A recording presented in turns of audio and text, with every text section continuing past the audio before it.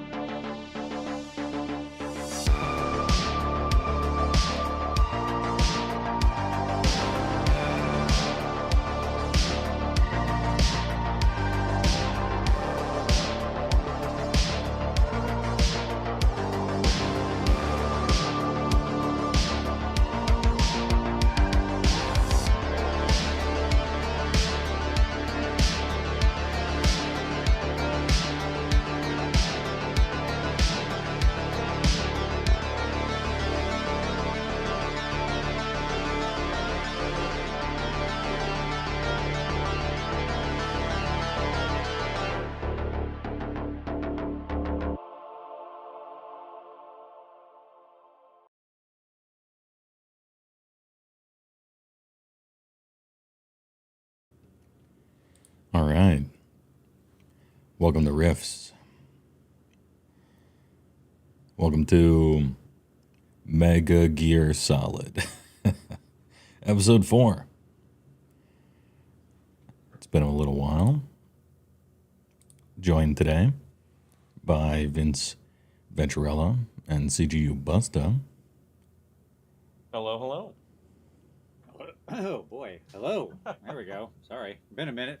I've been in stasis ever since. So Yeah, he's been in frozen carbonite. Yeah, takes a minute to thaw out. How's the volume? I actually think I might want to turn you up a touch. Turn away. How's that? That sounds good to me. I mean, I guess that's up to the audience, but I think it sounds fine. CJ, give me some audio here. Like, what kind of audio? Okay. Like anything? Or Vince like is like half as loud as he should be. Are you away from a mic or something? I can make my mic a little closer. Is that Just, better? just a touch. Does that Yeah, sound- that's good. Okay. I'm gonna touch We him can up do that. again. We'll get it close there. Really make love to that microphone. Gain maxing, yeah. All right. Unfortunately, due to family issue at the last minute, Jupes will not be making it, but the show must go on. And he will be in future episodes. Don't worry. He still technically exists. I'm not going to write something about it. But he's here in spirit. Since it has been, it's been too long. And so, for a recap of the last adventure, we've probably gone beyond what a fill-in-the-blank limerick format can handle. The answer is train fight. Yeah, train fight. I don't have the number of lines for that. But anyway, for players and especially the audience, and even somewhat for my sake, I'm going to do a brief story so far to get us caught up instead of my typical long-ass intro cutscene. And let me get a picture up. There we go. There's our train there.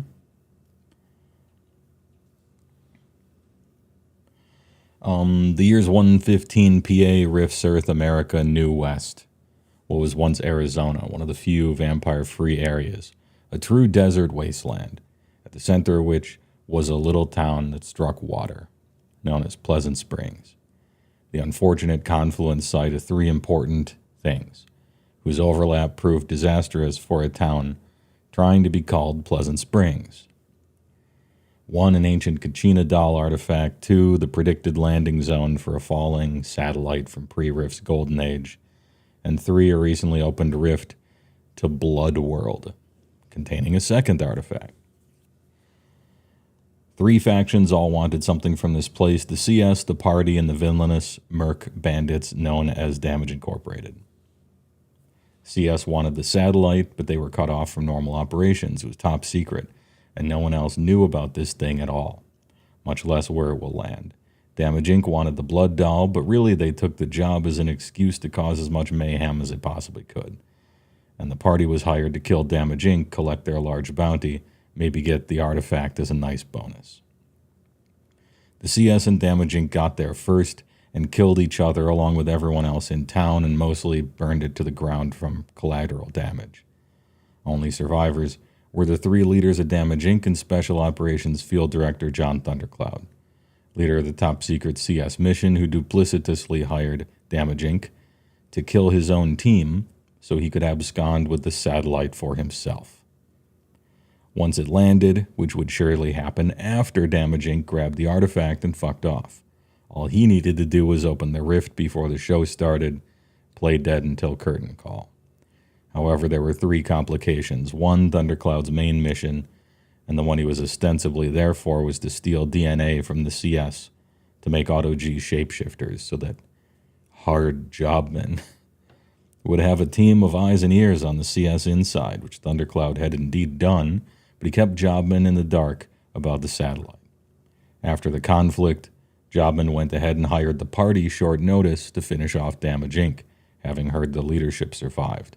Among many others, he'd had his eye on this Party for a while, as part of his ongoing mission to find and cultivate a promising young group to hopefully take over. Damage Inc. was dangerous enough for a good Phase 1 trial by fire. They consisted of the mega juicer Kodiak Johnson, the ultra-crazy Papa Pill, and the fire warlock Serpica. Normally, whoever jobman hired last minute and nearby had no shot at taking out the most wanted killers in the tri-state area. Well, turns out that the Party, though relatively unknown, were in fact the cream of the crop, and ended up killing Damage Inc. just inside the rift to Blood World. Surprise victory, however, complication 3. Their fight took long enough that the satellite came crashing down right in the middle of everything. And the satellite was both nuclear and magic, golden age technology, and it interacted with the open rift in a violent way, glassing the surrounding 2-mile radius but remaining remarkably intact itself. The Party was kept safe by the White Doll, who decided it liked them and wanted to play later. And also the Blood Doll, who also liked them because they killed Damage Inc. and won the fight. They got both dolls, examined the downed satellite, read a plaque written by President Nixon II, booted up Windows Vista, maybe caught a virus in 7's suit, but had to peace out early when they heard CS Air Force sirens in the distance. Elsewhere, Thundercloud woke up after the blast, tossed the smoldering remains of his flame spirit protection fetish aside, and called in his Auto-G team, whose sirens spooked the Party into leaving. His men showed up, took the faces of the dead CS, and began decontaminating the area to get to the satellite.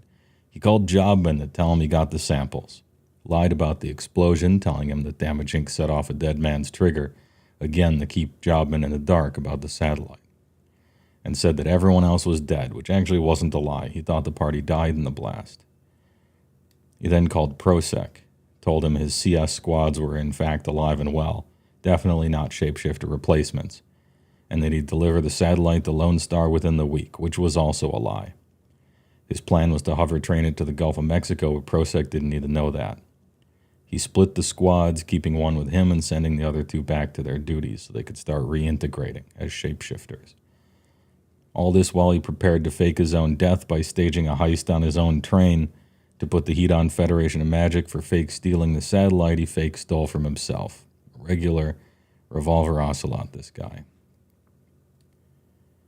Meanwhile, unbeknownst to anyone involved, the party was alive, and with both dolls in hand, they took off for Petertown 7, July, to find Jobman's contact for drop-off and payment. Upon getting inside the city limits and hence its network, they got a day-old message from Jobman, a heartfelt obituary thanking them for their service. They found this odd because they were in fact alive, and in keeping with the series of surprises and fake-outs as their last mission unfolded, they were starting to suspect that they were in the middle of some kind of grand conspiracy. Playing it safe, they didn't respond and decided to acclimate to the town, find the rogue scientists that wanted the dolls themselves. After some asking around, they found themselves descending the stone stairwell of a mountain lair just outside of town. Thousands of ancient, lifeless dolls covering the walls from floor to ceiling.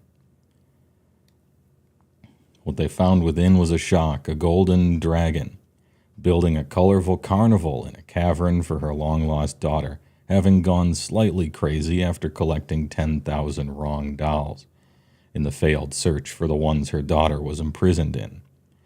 Adding to the frustration, such was the magic of the curse that she could not directly look for them herself. The party had the right ones, though, at long last, and went on a scavenger hunt for her, for personalized spell components throughout the town, and a Florida Stonehenge made out of armed ICBMs, home to the weird and dangerous Mad Hermit Mycostrius, who helped them after they solved his riddle. Components in hand, Orpheus drew the magic circle and performed the ritual, combining both dolls, finally setting Henya free. There was a touching reunion, a dragon's favor was earned, and the whole town celebrated a nighttime carnival and celebration. Turns out the Gold Dragon Maeve had been a member of Jobman's old merc group before he retired, named Dark Sun. He had caught wind of her daughter's situation and had been low-key sending out merc jobs to find any magic-seeming doll he could, since the curse prevented her from even talking about it, much less taking direct action. He'd been doing this for the past 45 years, keying the party into the fact that Jobman was much older than they originally thought. He didn't want her to know he'd been doing it in an effort to maintain his hard-boiled exterior image, but she knew, and he knew she knew. Given this and the posthumous thank you message, the party decided to trust Jobman and gave him a call, letting him know that both jobs were done. He asked that they ignore his obituary message in an effort to maintain his hard-boiled image again, but rewarded them with special payment for succeeding beyond the scope of the mission, both monetarily and in the form of a lead on a figure from Seven's backstory, possible location of a redacted corporation office building, as well as Mr. Black. During the call, Thundercloud's duplicity, or perhaps triplicity, was revealed by the party pointing out inconsistencies as well as the existence of the satellite. In a rare show of hot-headedness, Jobman signed the party up officially as partners and sent them off to go get that train. After concocting a proper magic Hovertrain heist plan, the party went and recruited some powerful and trustworthy allies, including the glitter boy Mark Freedom and his TW technician wife Marianne. They upgraded their gear, gathered magical energy to make the rift jumps thanks to Orpheus, and got ahead of Thundercloud and his TW Iron Horse carrying the satellite. Their plan went off without a hitch. They caused a diversion, and through cover of a ley line storm, made it onto the back of the train. They faced TC Man's personal top-secret merc squad, Wolfhound, a mysterious group of fantastically powerful weirdos. The party went car by car, defeating but sparing the life of each in turn, although Peak Oil was tragically killed by Ratstorm in a freak accident. Before confronting Thundercloud in the engine room, by his own admittance, not much of a fighter himself and outnumbered, they had a dialogue boss fight where he laid out his whole plan for the greater good to use the satellite to connect with all the other ones around Rift's Earth to form a network in the sky, essentially independently inventing the concept of the internet which didn't yet exist in Rift's Earth. With free access to information, he could pierce the propaganda of dictatorships like coalition states and improve everyone's lives with the know-how of advanced technology at their fingertips, no longer hidden away in corporate vaults or black libraries. It was a fine plan, and perhaps his heart really was in the right place. Surely none but him could have orchestrated the confounding whirlwind of espionage up till now. But given some fuzzy answers about how he planned to use it, and while his gifts at espionage were many, perhaps his cup overfloweth into untrustworthiness at best. The party argued that a person like him wasn't the kind that should see it through to the end. The conqueror makes for a poor ruler. With the power that making and having control over a World Wide Web would entail, it should be overseen and implemented with persons of higher moral character and more resistant to corruption. After learning that they'd spared his men, had jobmen on their side, had the technical and ethical know-how to fully understand the implications of the plan, and watching all his conniving and double-crossing somewhat catch up with him, he conceded the argument. Even if he wiggled out of this one, he wouldn't be able to stop, and an eventual comeuppance in the future might ruin the plan. Might ruin the plan rather than simply jeopardize it.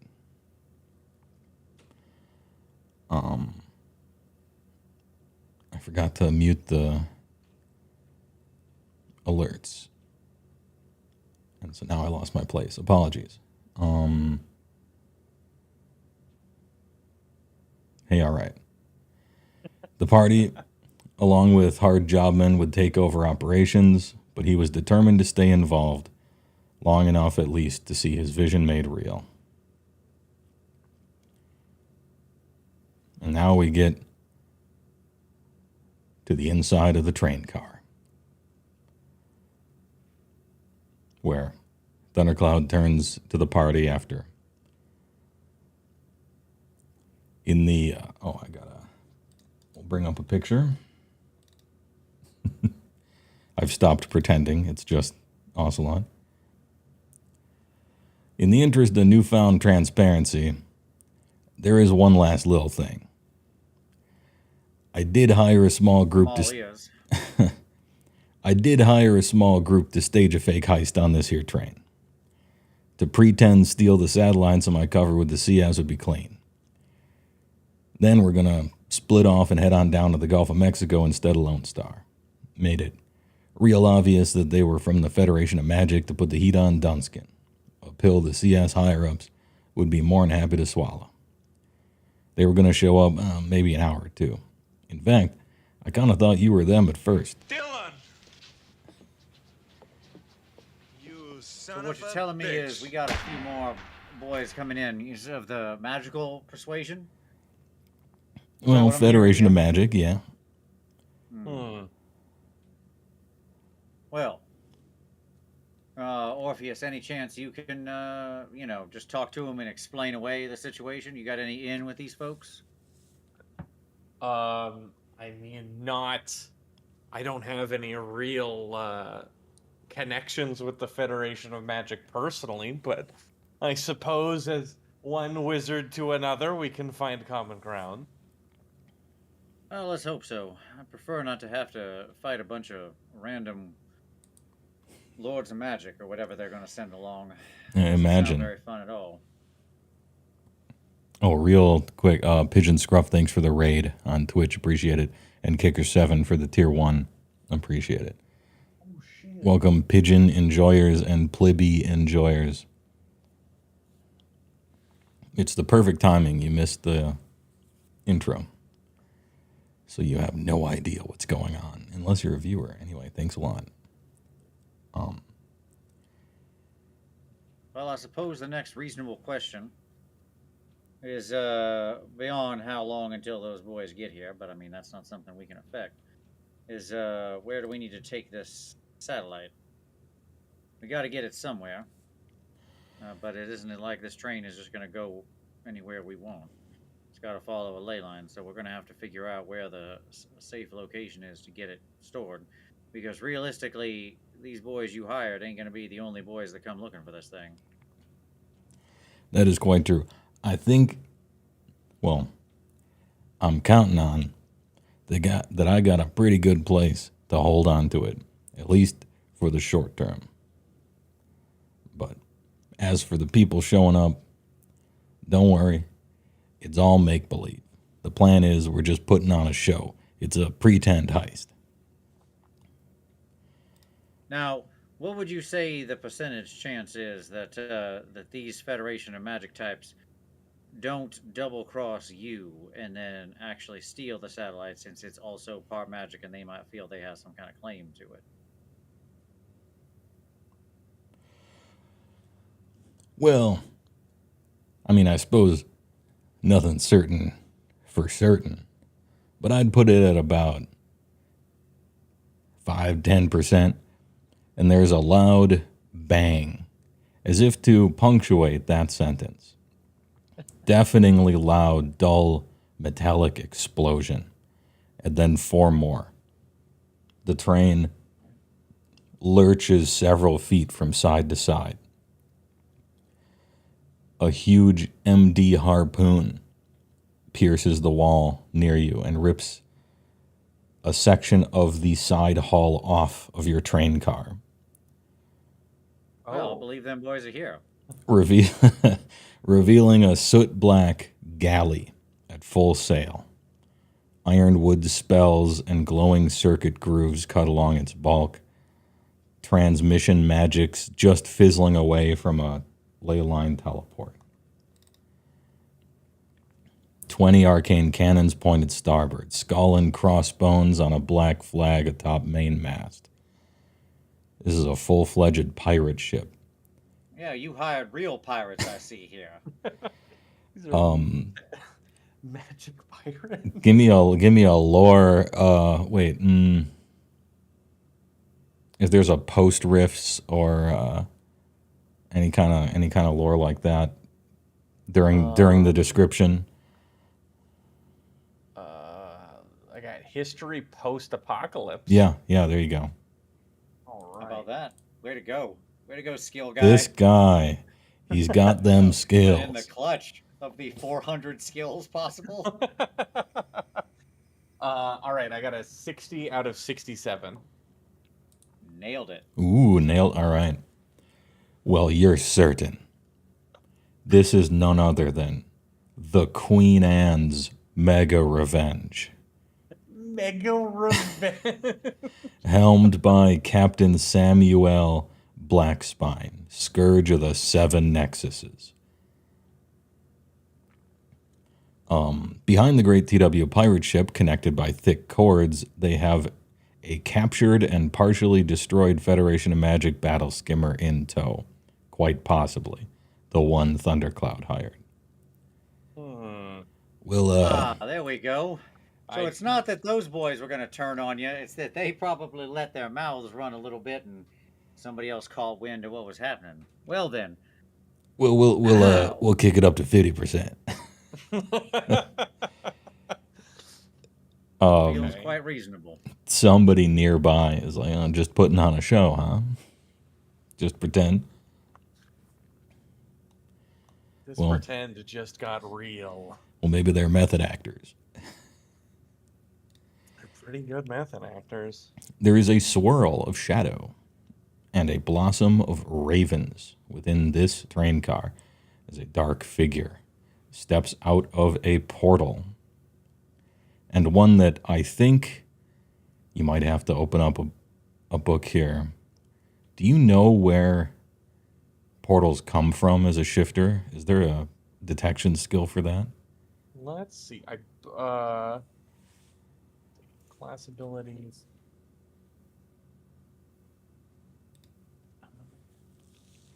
Portals specifically to it. Dimension. As an aside, while he's looking that up, it was so hard to find a picture of a pirate ship that wasn't AI slop. This is so annoying. This is just the world now. It's so Yeah. weird. That's why when I'm finding art for the show, I'm always just searching for I have to put in from a book, right, or something like that. Yeah. You have to get real specific. You can't be general. It'll just give you slop. Yep. I mean, chances are this thing's AI anyway. I think it's from a video game. I hope so. it A seems Blossom of like I should Ravens get- sounds like a modern young adult title. Good meme, Fire.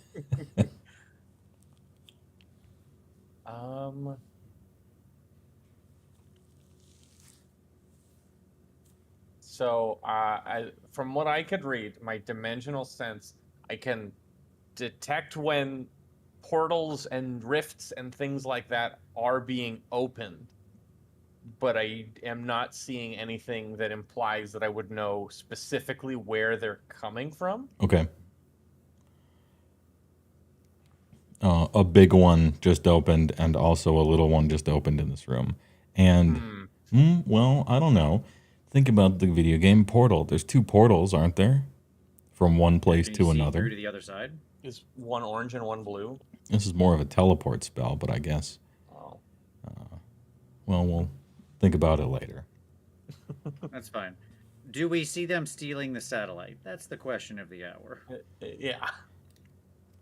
Well, in the following quasi cutscene, we'll get to it.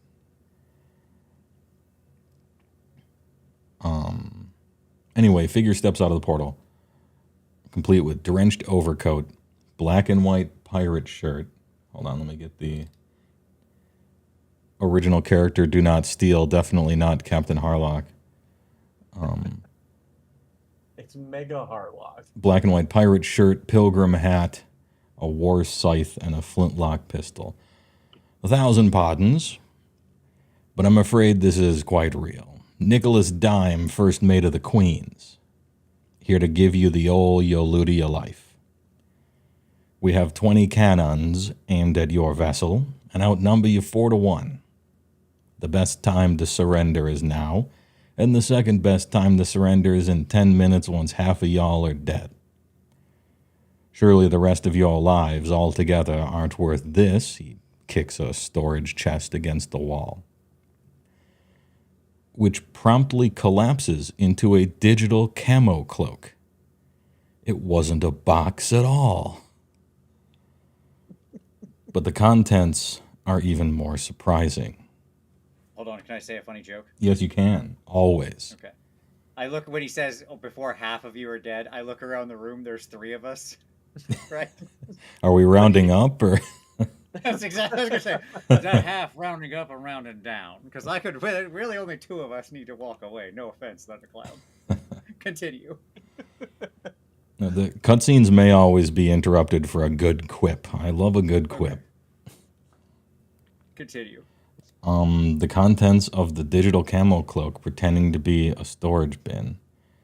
A little draconic girl tumbles out. It's Maeve's daughter and a parent stowaway. What happens next feels like it's in slow motion, because it is, and also it's a cutscene. We got the heartbeat fade pulses editing. The girl snarls, revealing her little fangs, and her hands grow claws surrounded by magic. Nick Dime, his sixth sense going off and instincts taking over in surprise, lines up a shot. Thundercloud moves through the chaos. The cabin is lit by a gunshot for 1 frame. Thundercloud takes the bullet for her right through the heart. He slides to a stop on the floor. Henya, covered in his blood and ribcage fragments, screams. And then all hell breaks loose. Hearing shots, the cannons outside begin to fire, and initiative is rolled. Okay. Oh, jeez. We are just kicking it off. Oh, So, we are somehow jumping the into little it. dragon girl got here, followed us here. She is now has on this been train. she has been stowed away and followed you here, Okay. which we will learn about later. Sure. What's our initial? I need to remember how to play riffs now because it's been a month. True. Let's see. Do I have it on my little cheat 20. sheet that I made for all the characters? Yeah, I need to bring that up. I'm pretty sure it's just D20 plus if you have some normal initiative bonuses. Also, if you have quick draw, you can apply them. Yep. If you have Sixth Sense, this would qualify as a surprise that would get the +6 from Sixth Sense. I don't think either of you do. Jupes would. No, I am not psychic. Yeah, I think I do not. Yeah, Jupes was our psychic guy. Damn. A psychic to surpass Metal Gear. I think that's just going to be what I'm going to call this series, Mega Gear Solid. Mega Gear. You're pretty good. When are we getting Sahelanthropus? I don't know. When are we getting Sahelanthropus?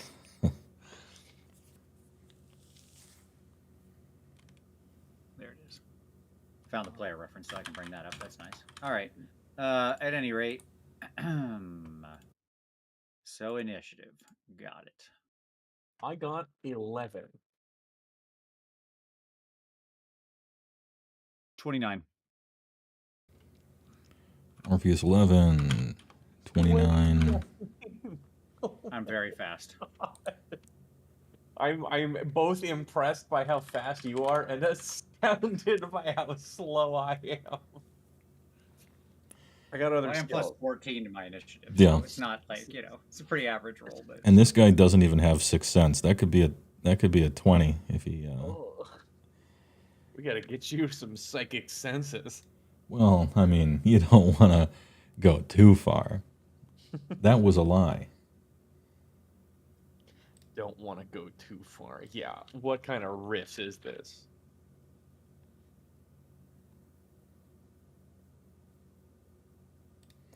Oh my god.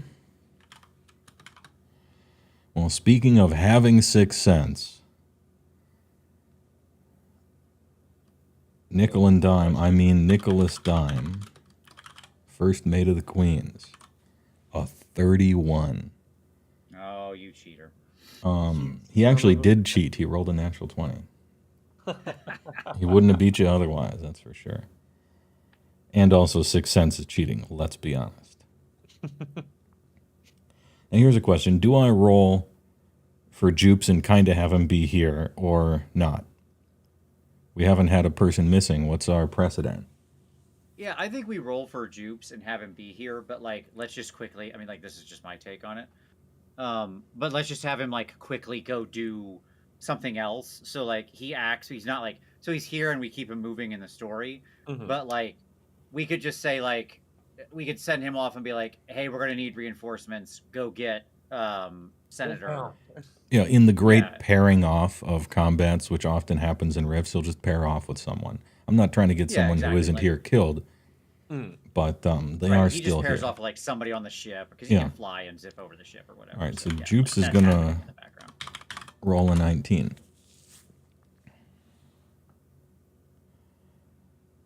I'm always down for keeping people involved if we can. Yeah, I think so too. And then it's just easy for them to hop back in next time.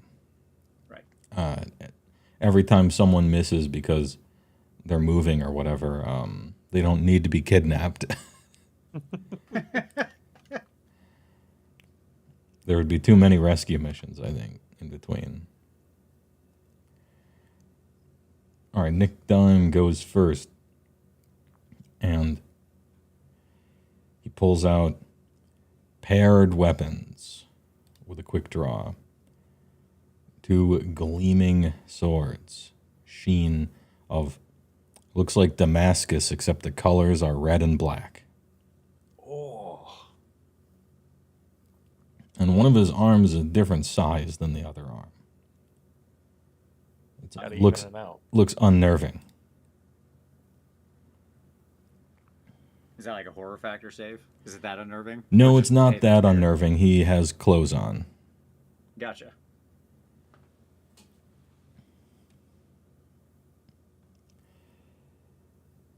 He shouts something out the wall and motions. And some of the cannons begin to fire, but not on your position. Right. That would make sense. Yes, logically, we're not going to get this. They're not going to hopefully shoot this cabin with him. They're not that bloodthirsty of pirates, we'll say. Or who? I mean, they could have been. It would have been a twist.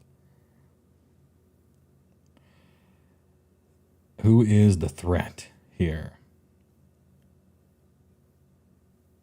I'm certainly happy to interpose myself in front of the wizard.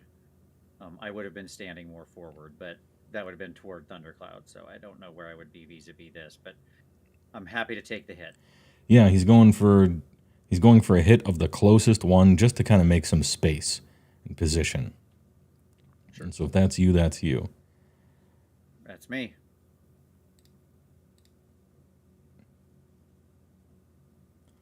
Oh no. I abide by the rules of the dice. Double natural 1. This It's a online moving train. Yeah, it's a moving train, Smokey.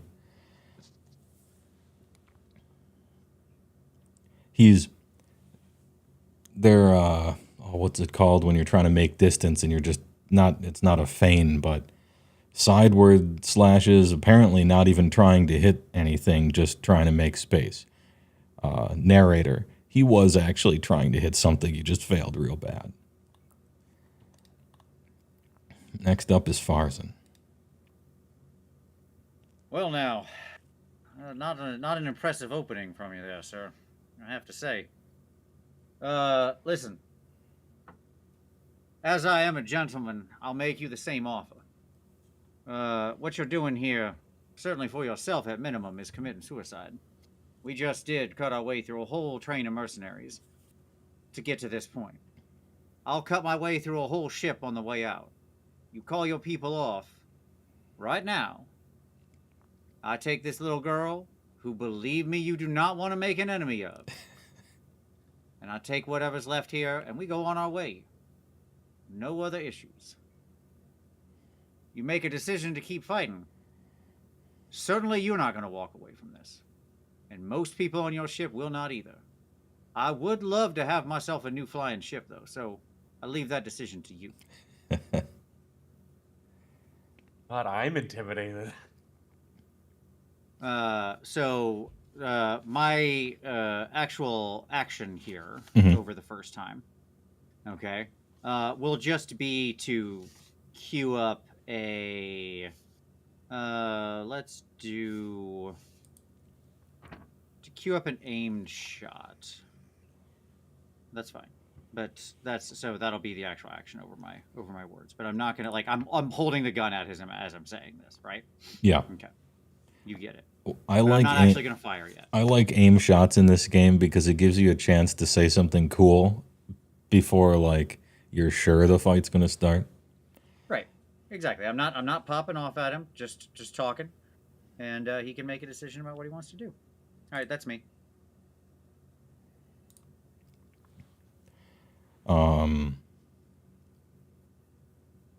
I'm gonna skip Jupes in the interest of cinematics, Orpheus. Mm-hmm.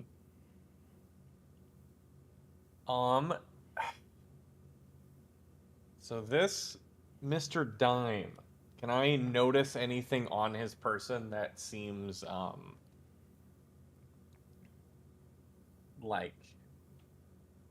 noteworthy, but not in a a tool that he's got the flintlock, but he just blasted it.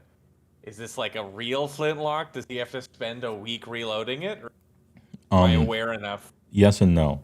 It is mechanically actually a flintlock, and you basically get one shot of it during a real combat. But it is a TW. Okay. And it looked very nasty, and it had some black lightning shit when he fired it. Okay. Has he drawn his sword, or is that? Yeah, he has holstered it and quick drawn his two swords. Damn. And you can tell this. He has some sort of magical barrier up, which you would recognize. I'm not going to have you roll because you have this spell. He has an invulnerable armor up. Oh. Okay. That is excellent information. Man, dual wielding swords and a spellcaster that's broken. It's so busted. What kind of OCC could ever do that? I know it. I know what it is. Mm-hmm.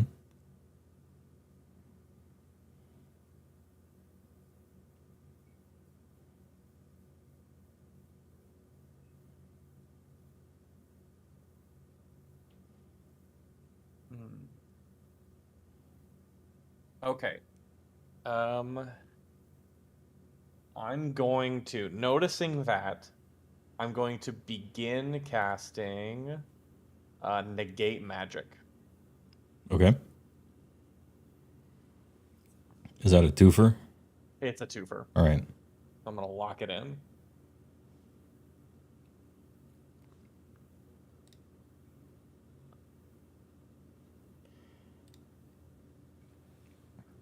All right, Jupes is going to fire a big old shot.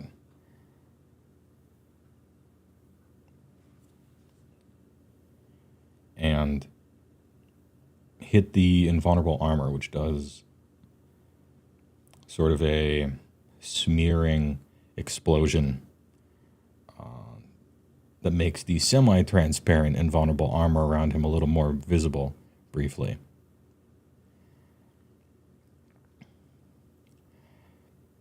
Okay. And that's not one that actually erodes, right? That's just true. This one, until it gets dispelled, is the true invulnerability, right? What was that? This one doesn't get eroded. This one It's not does, like- yeah. Invulnerable armor is 25 MD per level. Oh, okay. No I pass couldn't remember through. if this was the one that's like true invulnerability or not. No. Yeah, like the first sentence is it's called invulnerable armor, but it's not actually invulnerable! Exclamation point because it's rifts. Yeah, this is the full environmental half damage from energy one. Gotcha. Cool.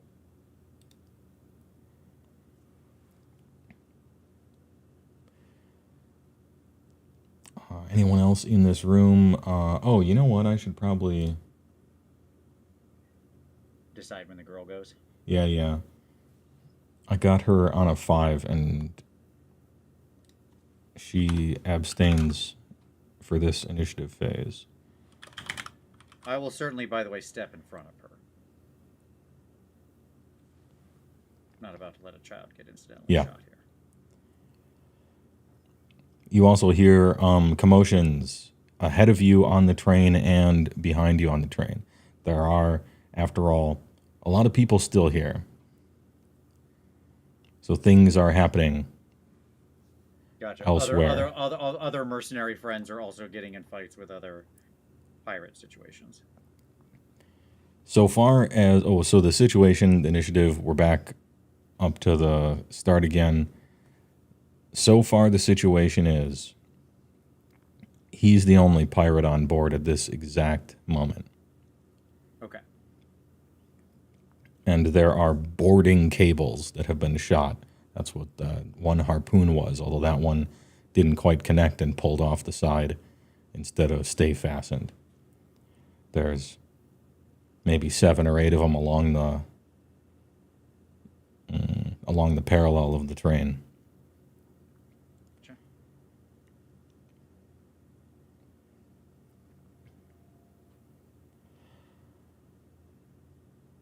He takes a step back.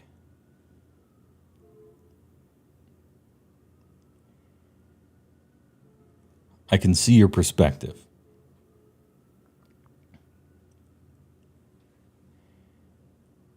We got some hot ones. I'm heading back. And he starts to cast a spell.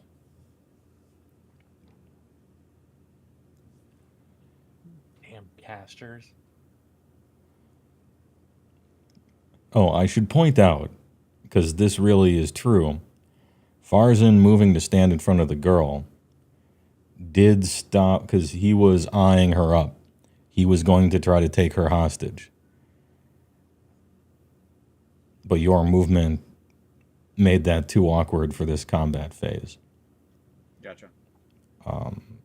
It's your turn. That wasn't, Okay. by the way, a don't fight. That was a I'm coming back so we could shoot them until they die. Hold on. I don't understand. What do you mean?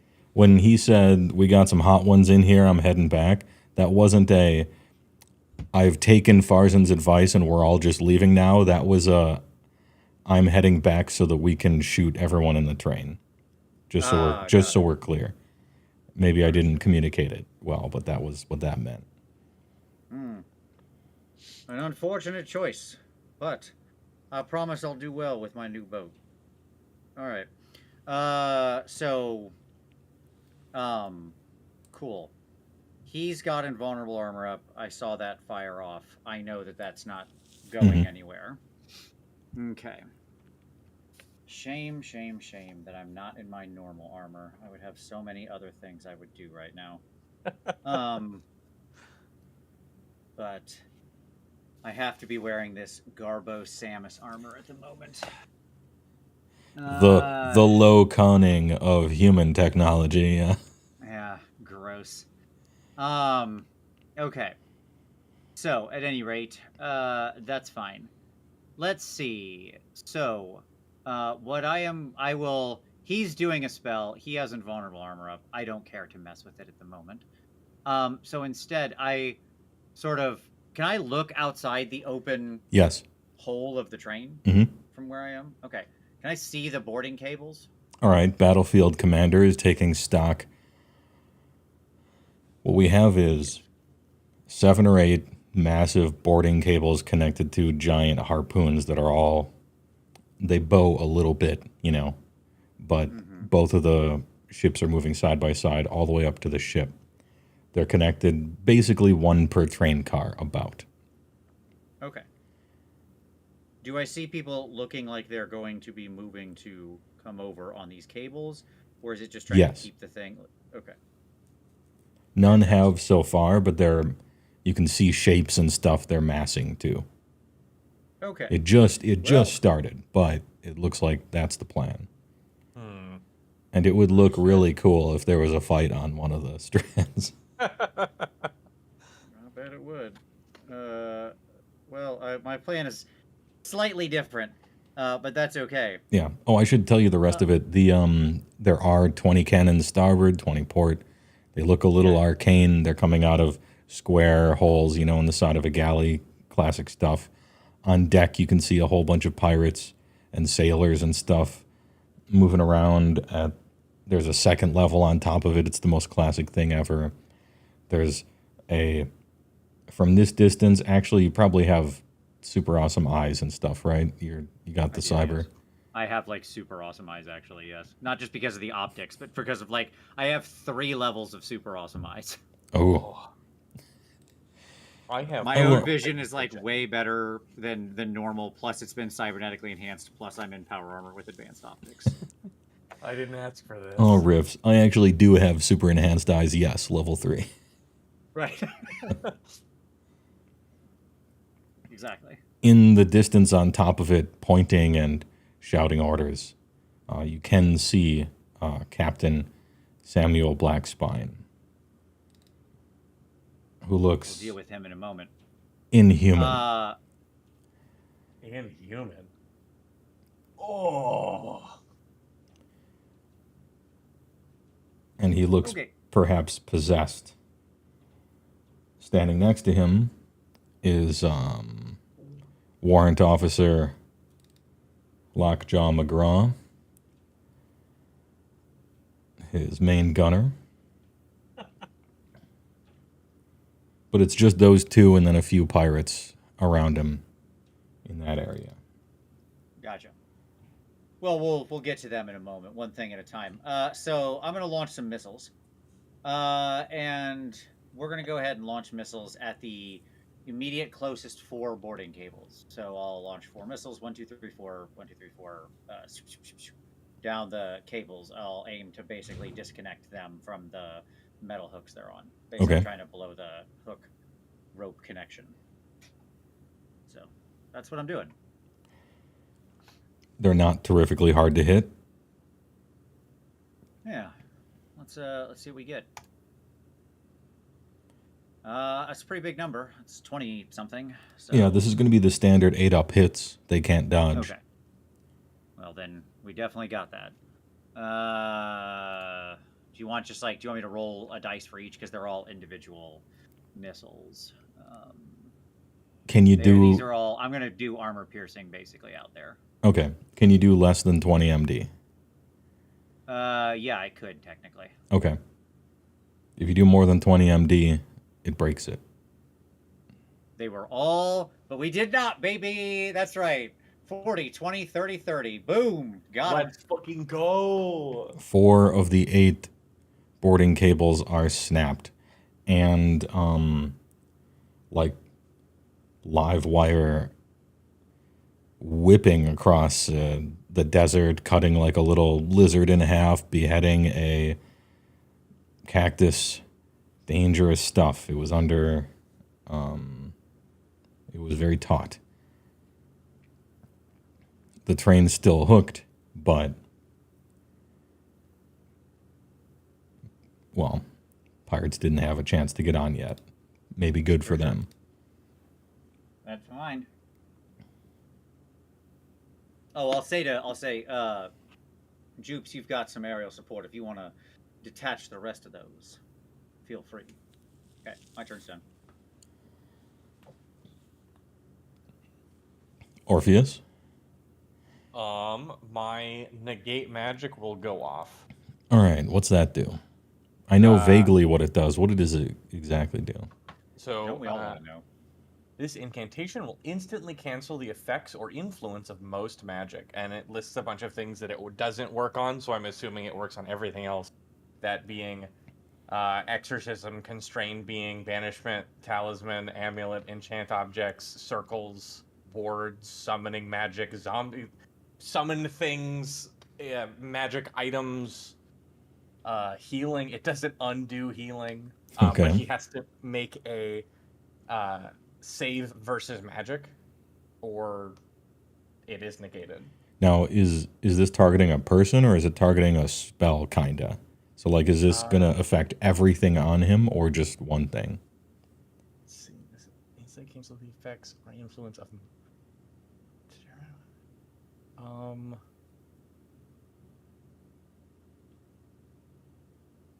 Huh. It doesn't act. Based on reading, it just doesn't specify.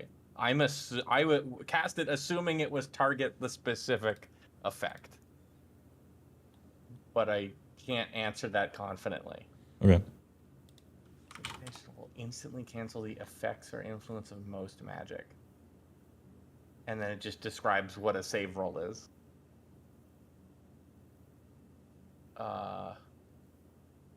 I don't know. What do you want? How do you want to call it? I can send you the exact text if you Yeah, want to see it. I'm reading it right now. Okay.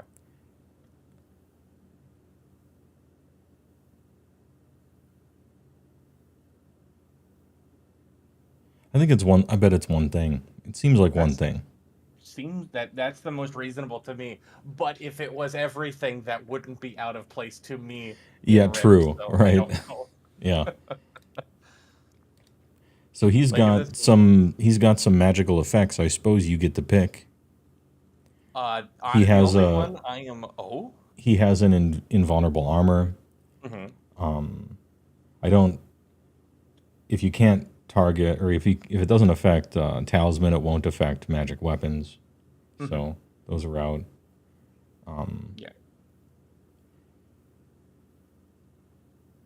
You know what? Roll a lore magic to determine what's on him right now. What is it? Maybe we'll tie that in a little bit. Roger that. Lore magic. I am looking for a 72 or less. 25. Okay. Yeah, he's got invulnerable armor. He's got Eyes of Thoth. And he is currently casting a short range, what is it called? Dimension Door teleport. And it says cancel the effects of magic. Is this a counter spell? I think so. Well, do you want to get rid of his invulnerable armor? Or do you want to stop him from dim dooring? Well, Not gonna lie, the second one's way funnier. second one is The second one is way funnier. I will answer that question.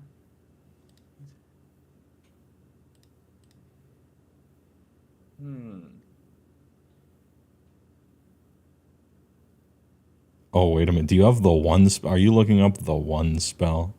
I'm looking up the very explicitly stated combat note for the Dimension Sense shifter ability. Okay. Because if I'm remembering correctly,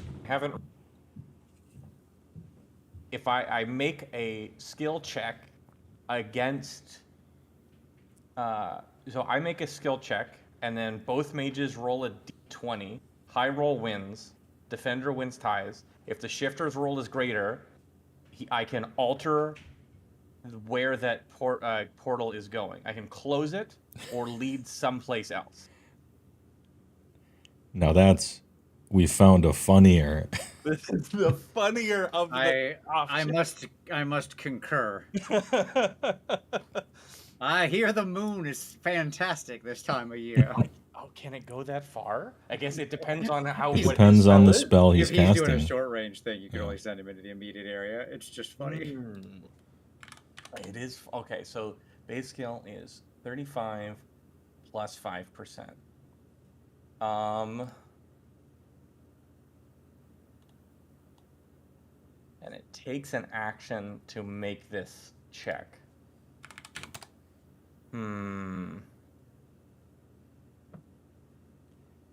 I want this to happen because it's funny.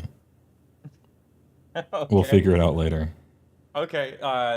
Should I negate magic first, or should I do this first? Or in one and replace the Whatever. other? Do this one first.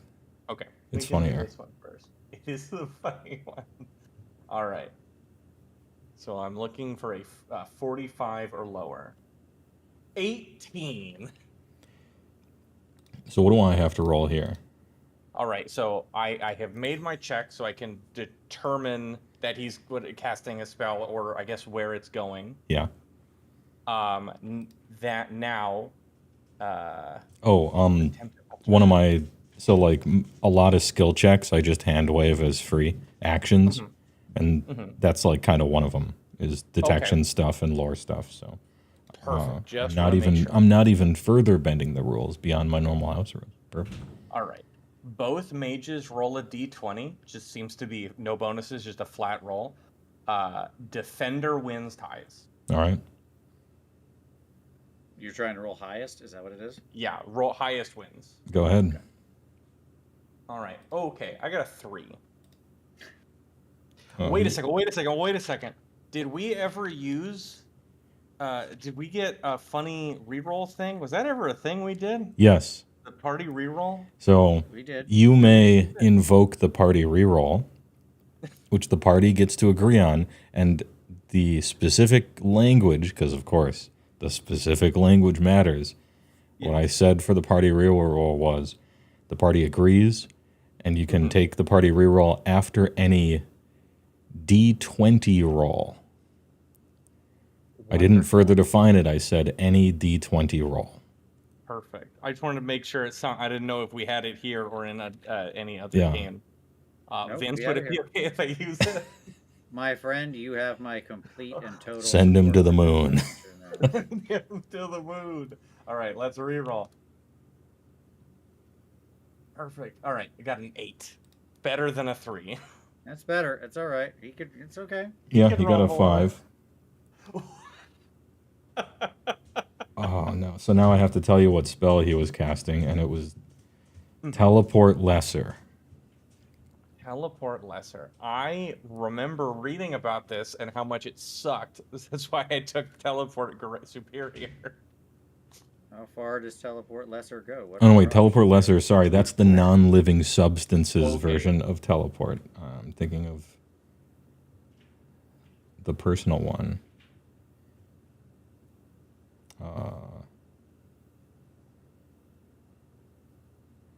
What's the distance?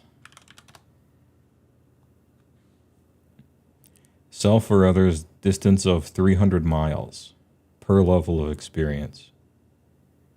How many levels of experience is he? 6.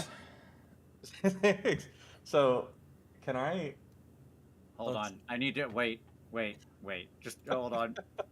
just hold on, CJ. We're just doing something real quick here. Okay.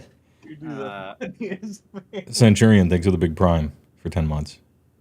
Okay, so let's see. We're somewhere in northern Arizona right now. Is that correct? Arzo territory? Yeah. Yeah. Okay. So let's say here. That's fine. Taking out So the we got Atlas. 300 miles per level, so 1,800 miles, right? Okay. Do Yep. note you can't teleport them into solid matter or, Mhm. things like that.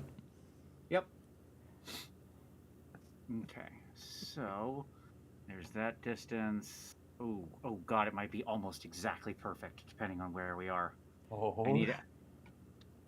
I it gave it to me in kilometers. I don't need it in kilometers. what the hell is a kilometer? How many burgers per bullet is that? How many football fields is this? Oh, perfect. Okay. Yes, it works. It works. Oh boy. Okay. So depending on where we are in northern Arzo, which it's a bit of a space, but we've got clearance here. Okay. You have enough distance to send him to Mexico City. Send him to like the main pyramid where all the vampires are. Where all the vampires are? Oh, no. Wow. You can just drop him right there. Like it's 1,600 miles from various and sundry points across northern Mexico and Arizona and New Mexico to Mexico City. So we've got headroom here, depending. Well, I mean, at the very least, I believe that the location would be as close to Mexico City, La Ciudad de Mexico, as posiblemente. I believe it's known as Atzland or something now, but... Yes. That's yes. land. Isn't that the line? Oh, no, wait. from I think that's what Narnia? it's called in Shadowrun. Hold on. My boomer senses are malfunctioning. You're crossing the beams. Uh-huh. So this is what you hear.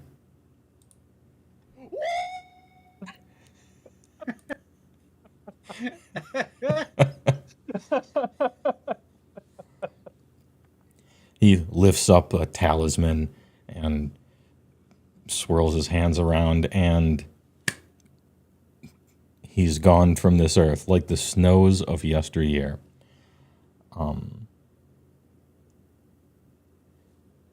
Meanwhile, elsewhere, okay?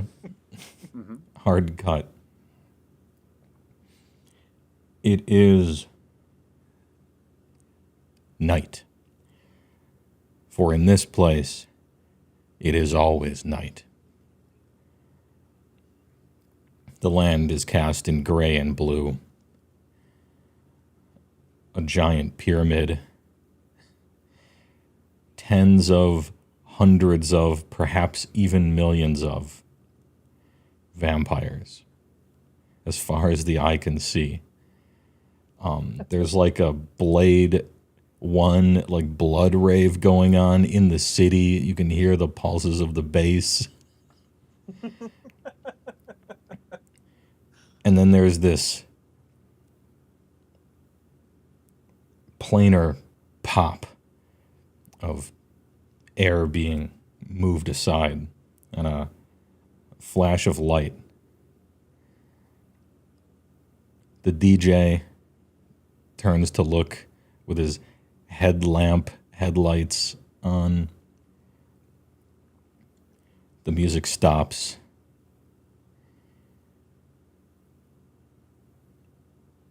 And then the music starts right back up again.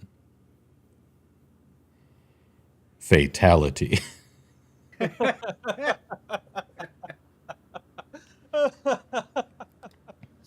Man, Rifts is so cool.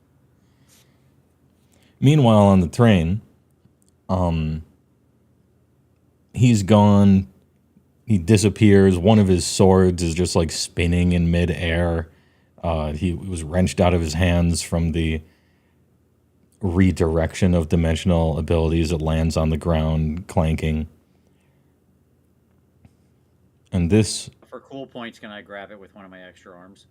Oh, and you can catch it. Yeah, you'll catch it with a third arm. Hey, it looks pretty good. And we get a little intermezzo scene.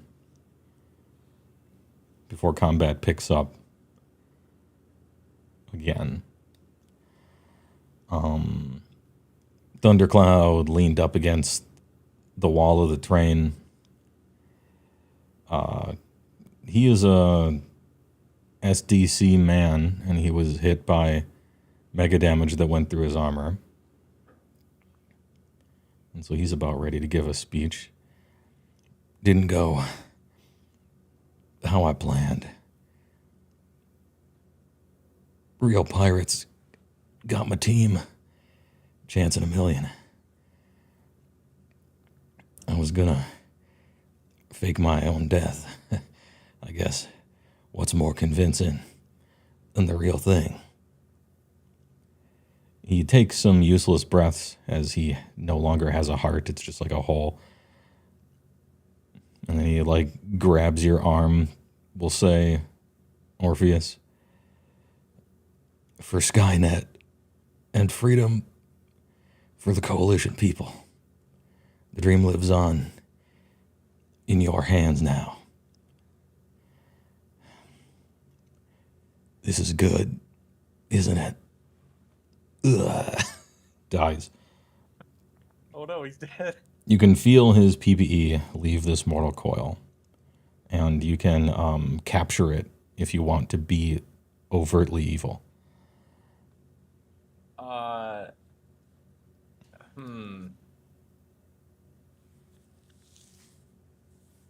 I mean, I don't want to be overtly evil. All right, this is just flavor, you know. A Yeah. little world building. Yeah. At the moment of death, people release something like quad the PPE that they had, and this is where like sacrificial ritual magic comes from. You're actually like just capturing their soul. It's not. Yeah. It's never put that plainly, but that's what's happening. That's what's really happening. Yeah.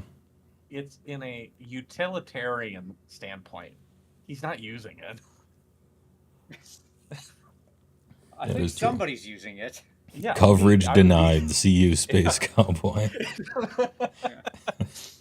I could resurrect him if we need Ocelot. Henya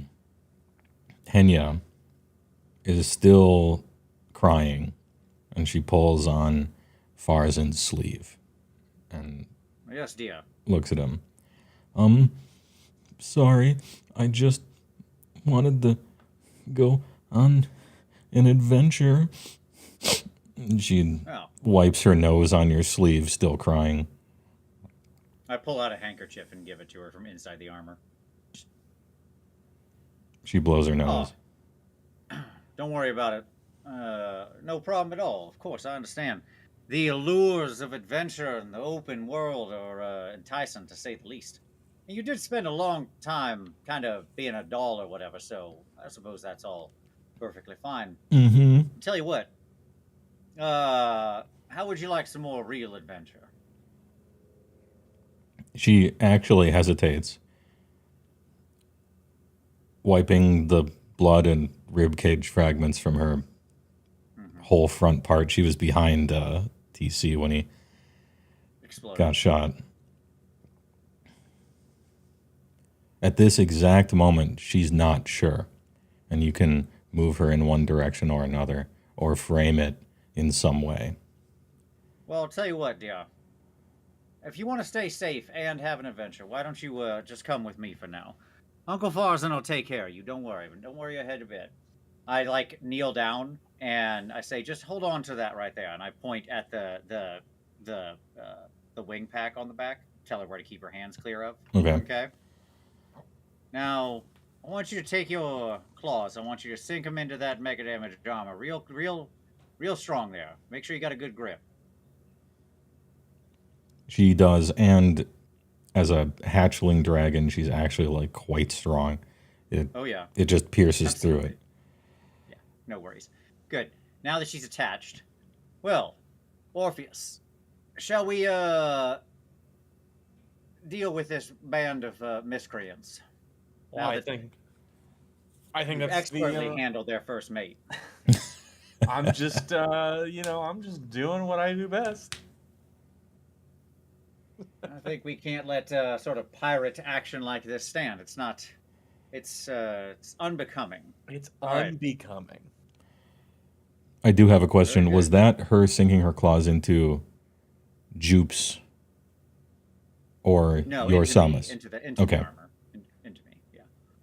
Yeah. Specifically into my the thing that's never going to get shot. The the actual like the back armor jets thing. Yeah, That, like, yeah, somebody has to like super target, so I'm not worried if it takes some mega damage, right? yeah. Okay. The main rear jets. There we go.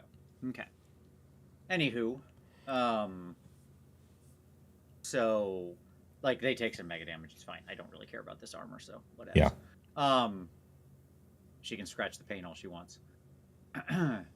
Well then, Jupes, like I said, like so, I would say again, like just to make sure Jupes has something to do. If you want to clear the rest of their boarding capabilities, Orpheus and I'll head over and say hi. Why don't you join us whenever you can? So, in keeping with telling Jupes to do stuff, we Yes. before this fully kicks off, we can enter command mode. All right. You got the pirate leadership on there. You got pirates filling the entire boat. Mm-hmm. You got cannons on the side. You have what look like at least 20 boarding pirates just starting to like run along the connecting cables. You have them wheeling up new harpoons for the ones that got knocked down. At the very top, you have pirate leadership. Inside the pirate ship, who knows? And on your side, you got Jupes, who's an NPC right now. You have Merc Company, Let Freedom Ring. You got Mark Freedom, Marianne, and the surviving members of Wolfhound, Polaris, Swolemite, Rotgrip, Ratstorm, and Le Père Malfait. And you can direct them to go and do whatever it is that you want in this conflict that's just about to be like a sort of a medium scale battle. Yeah, sounds good. And so direct them Let's how do you that. wish and use your troops how you wish. Okay. Got it. So And you got loudspeakers and stuff, and probably there's ones you can hook into on the train. This is all happening right now. absolutely. Okay. And all right, so let's see. Given the force disposition and what we've got against us here, I'm just trying to think of like logical roles. Can you break down the individual members of the Merc Company again? Of the Merc Company we fought through? I'm trying to remember. I would love to talk about the NPCs I made. Yeah, they're cool as. So, Merc Company, Let Freedom Ring, Mark Freedom, Descended Glitter Boy Pilot, Marianne, Dog Girl Gizmo Tier, who continuously supercharges her husband's boom gun so that it is roughly twice as strong as normal per shot. But it always needs a complete rebuild after every fight. So if we're going to define that team, we could call it artillery. Absolutely. And then let's see, Elizaveta, Mikhailov, Polaris. I'm going to bring up my little notes on her.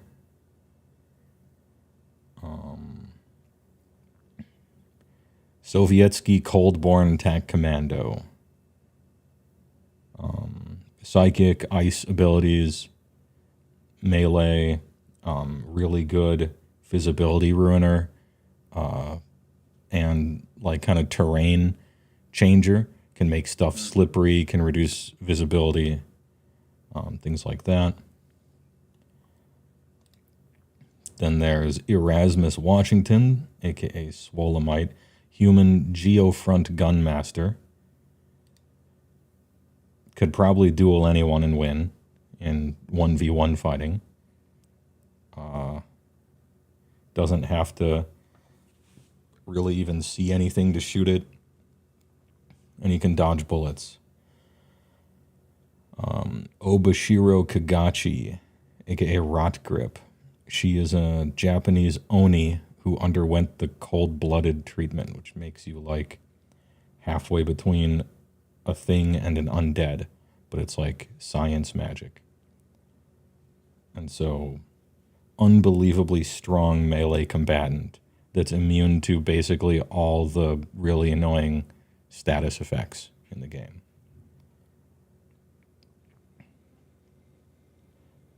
Killis von Lectomath, aka Rat Storm, Lone Star Mutant Rat Leyline Walker, magic user, classic one. He has a rocket staff as far as like weapons go, but otherwise he seems to have the standard allotment of Leyline Walker spells. And then Cheshire LeBlanc, human vagabond with superpowers. Yes, he had like the Lucky okay. Rabbit's feet. Yeah.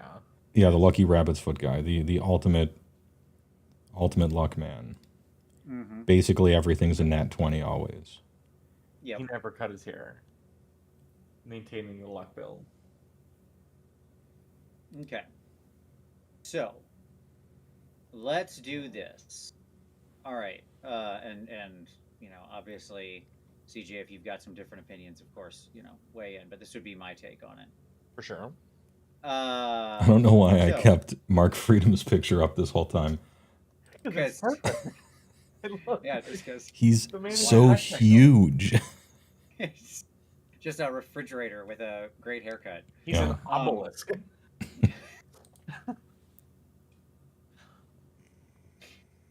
Okay, so my personal feeling would be they've got guns. We don't want them to bring those guns really to bear, or at least be able to resolve shots well. Oh, the guns. Yeah. They look like cannons, but they got some arcane stuff on them. And as far as the pirates that are just beginning to run across, there are, looks like around 20 boarding pirates. And I'm trying to scroll to where I wrote them. Oh, yeah. Do you have recognized weapon quality? I do. I don't. Give me a roll. I can make a check. Yep. 2 seconds.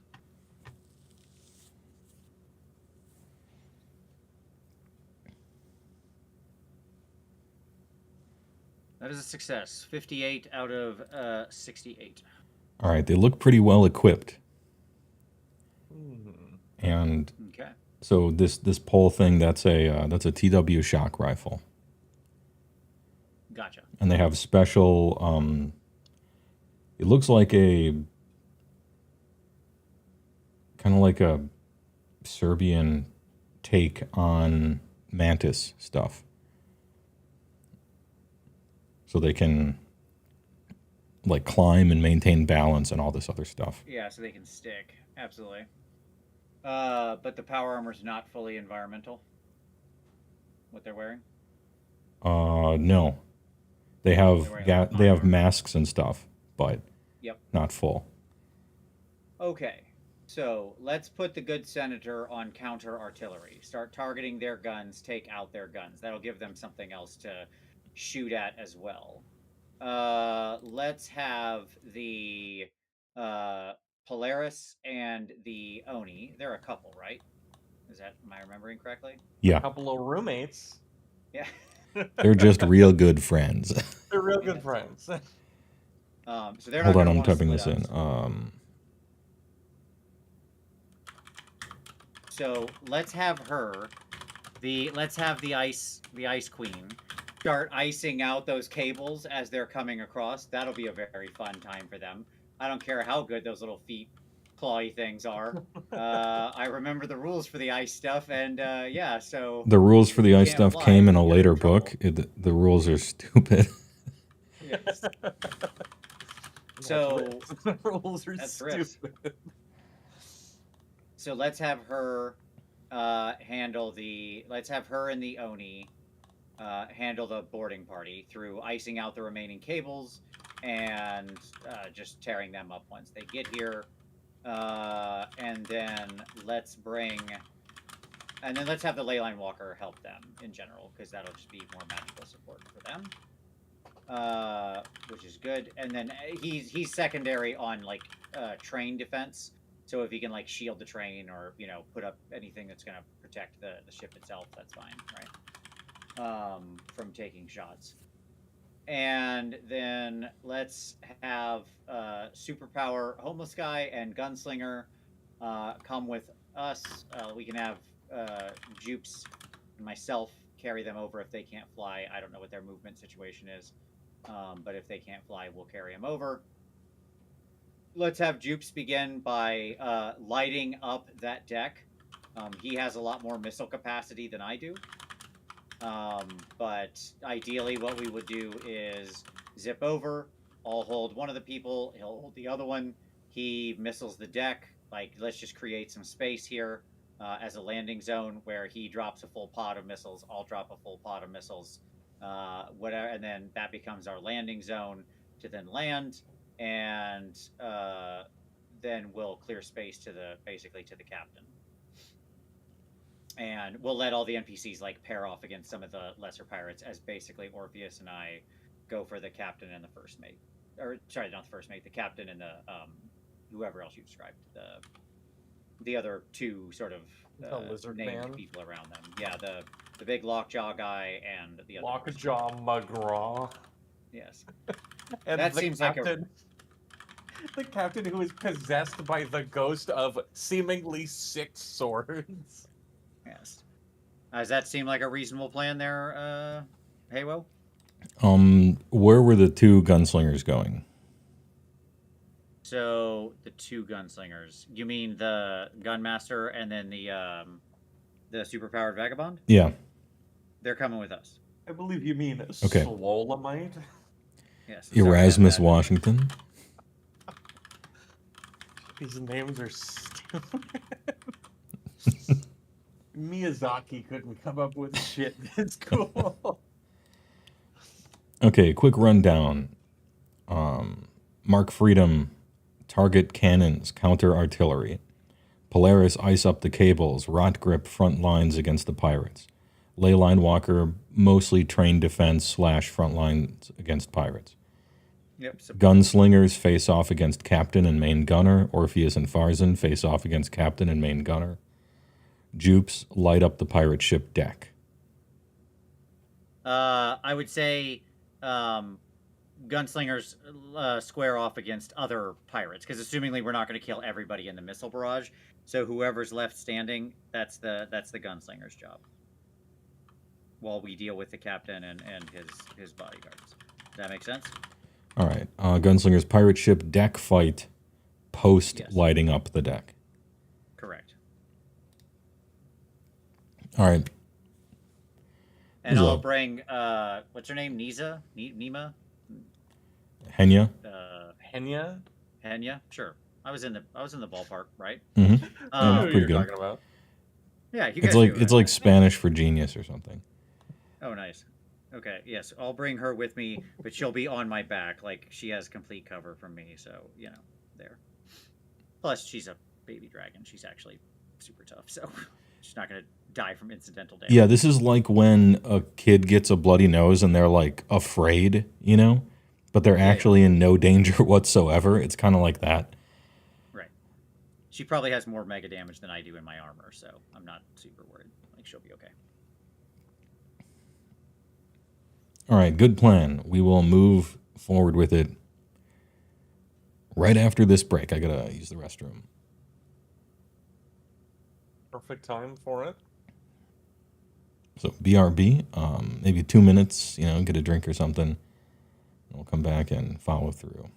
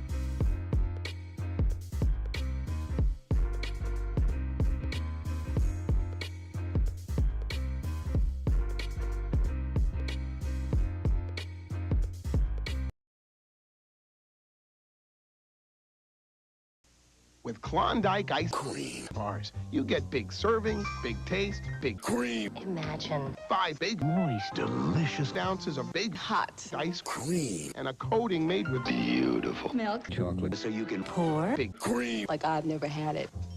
Klondike, big bar, big cream. Balancing at competitive multiplayer. Right. And we're back. Oh. Welcome back. In the left corner, TW Iron Horse, Wolfhound, Let Freedom Ring, BOD, and a little Dragon Girl. In the right corner, Queen Anne's Mega Revenge.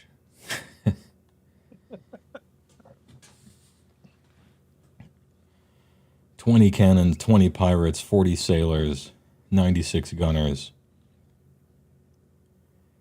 Captain Samuel Blackspine, Warrant Officer Lockjaw McGraw, Navigator Crate with potentially Engine Master Cho Gertho. What are these Star Wars names? My favorite Star Wars character, Cho Gertho. Joe Gertho, yeah. I think he's in the Jizz band. Yeah, he's a jizz whaler. Yeah. He's in the jizz whaler. God. All right, big overall initiative. I'm going to be grouping them up. Okay.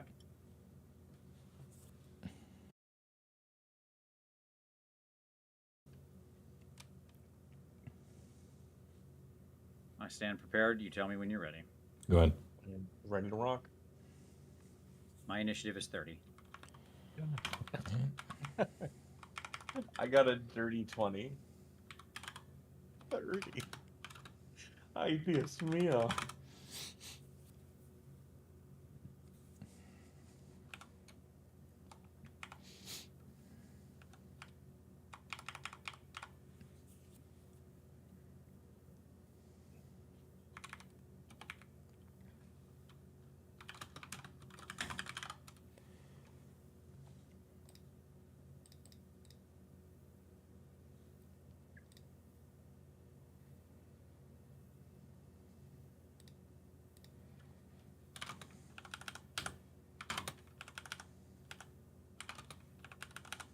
Tell us when you're ready to go. Yep. A lot of You combatants. got I'm a just, lot of initiatives you're tracking here. yeah, and I'm just going to be grouping them up. Yeah, of course. All good.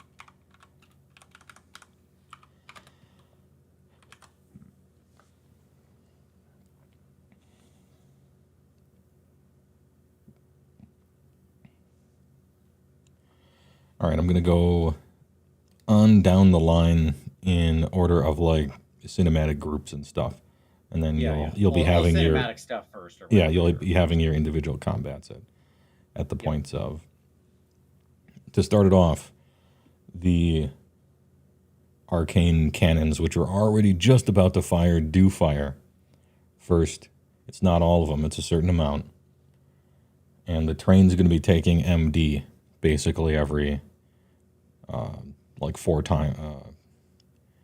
What is it? 4 times a battle round, and it's going to be a percentage of them each time. So we have to do this before the train essentially is destroyed. But Mark Freedom is going to be shooting the cannons. So maybe the pirate ship has to worry about that.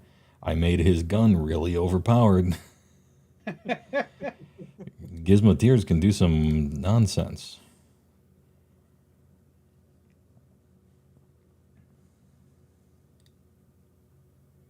All right, 30% of them.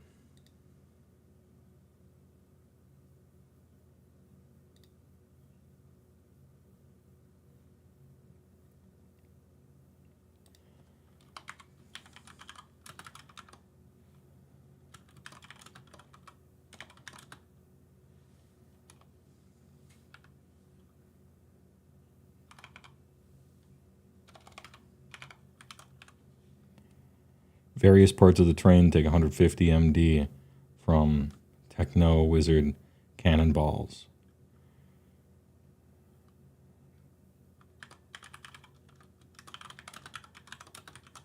Pirate ship, Mark Freedom, lets forth the first salvo.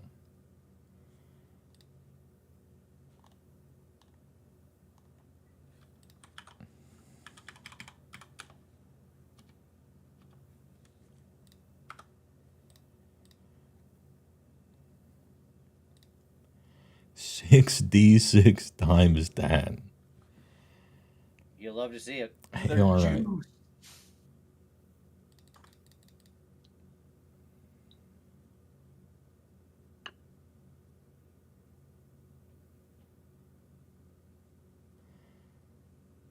$270 MD. Oh my god. Jesus. Oh my The blast. Oh, by the way, everybody, whoever is in that train car and the two train cars near that train car, if they're not in full environmental, they're actually deaf. The windows are blowing out.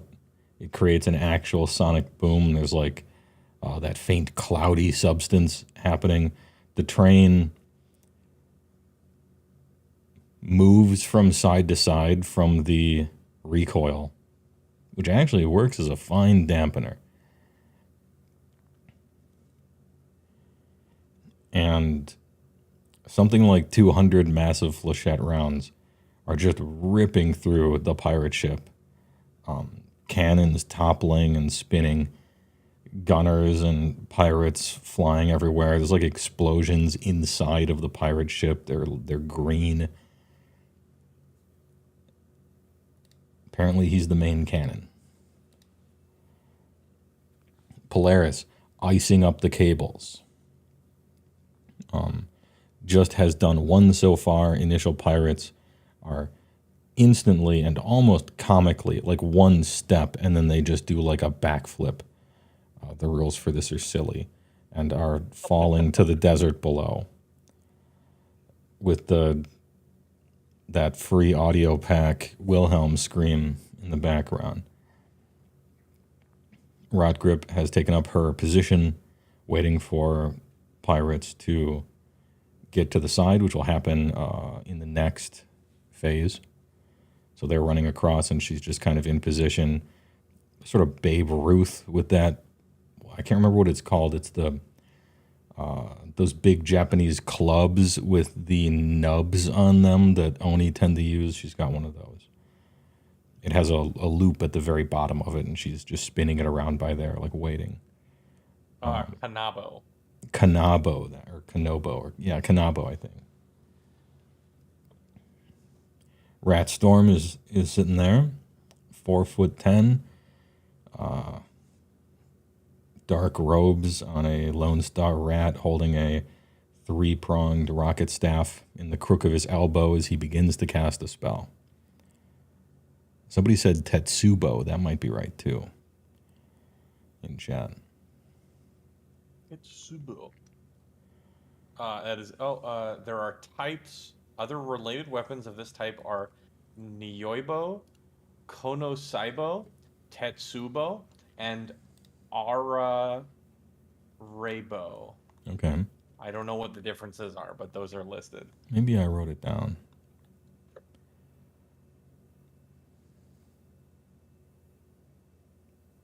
Oh, yeah, I wrote it down. It's a Kanabo. Yeah, there it is. All right. And she uses Power Punch because for her stupid combination of crap, she gets triple damage Power Punches. Let's go. You guys fly across. Jupes flies across carrying, we'll say, Swolemite. I forgot his stupid name for a moment. Farzan flying across in his Samus. Little girl's draconic claws in the side of that engine jet. Completely fine. Orpheus probably hitching a ride as well. I can just be carried over by my phantom. Oh, so Like it air looks like elemental? you're flying over in Magical Might. Actually T-posing with robes, just moving forward. My arms crossed, looking disappointed. Yeah, Like a yeah. second character. You got that Banjo-Kazooie like boots the feet first. Jupes lights him up. 6, 12, whatever the full compartment of mini missiles spinning and swirling, turn around, and then they all come down on deck. Pirates getting hit, pirates trying to dodge out of the way, but it is a volley of more than 4, so you can't dodge it. And Farzan. You were also, I believe? Yes, I'm doing the me too. I can only fire 4 missiles, but Okay. I add into the nonsense. Raining down volleys from the sky. The explosions are reflecting off the pirate ship's sails, billowing. It's basically impossible to miss an entire pirate ship from this close, but roll anyway. Absolutely. Because you're Happy to. probably aiming at groups of pirates and stuff. Yeah, indeed. That would be a. What is it with the missiles? Sorry. No problem. Because all these numbers are different. 22. All right, full hit. We'll say there's a pocket of 3 of them that you can hit with all those in the main hit, and then the explosion hits are gonna tag a few others. Go ahead and roll damage. Sounds good. That would be 140 damage. Oh my god. All right, Powerhouses. that will defeat the armor of the basic pirates, and so it will defeat the matter connecting their tissues as well.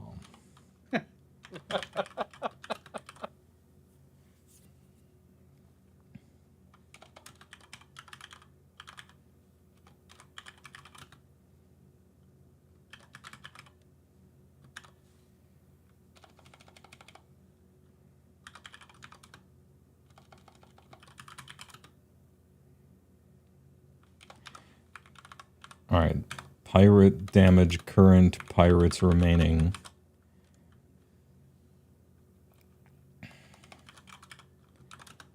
We'll say pirates dead. Rolling Jupes damage real quick. Oh god, yeah. If he's launching like a volley of 16 or whatever, 12, whatever nonsense he launched. He's good doing night. some Iron Man 1 like strafe of just explosions in a line, cutting the deck from one side to another, hitting several pirates in the blasts.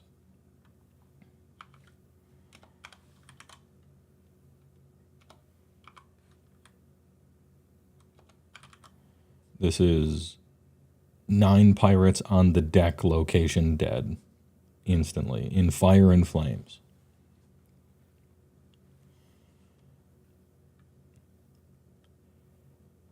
There will be some return fire. Sure. One would assume.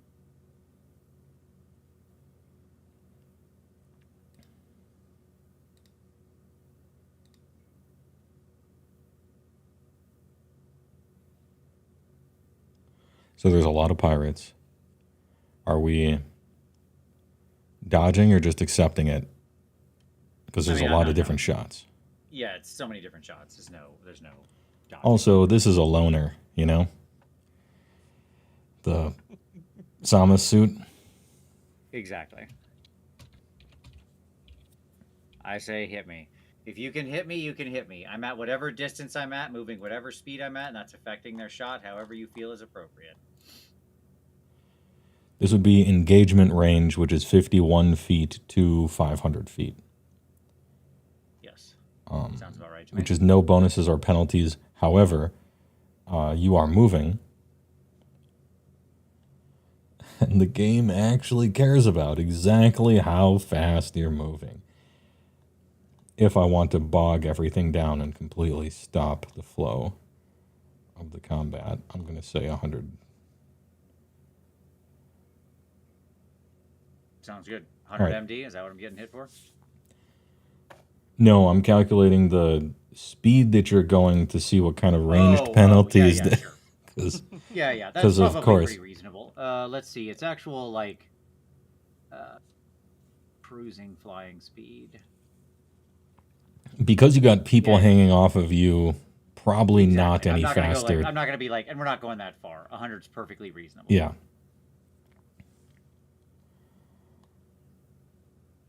It's -1 to strike per 50 miles per hour. Cool. So we're going for a -2, which means 2 of them missed. And 2 of them hit. Okay.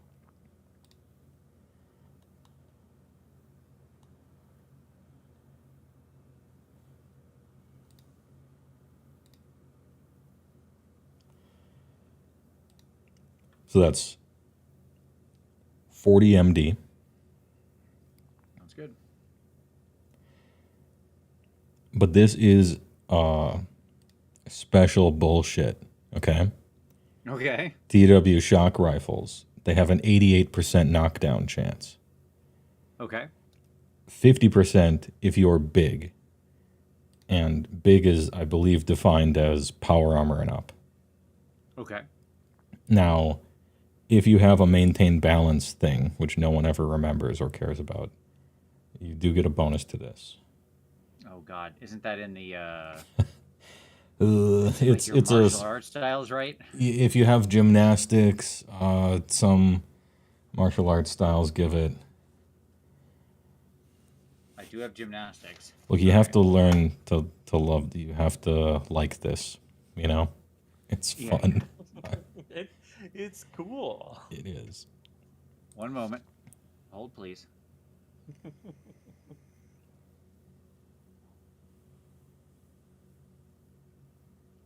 Okay, let's see. I don't know why my cam keeps flickering like that.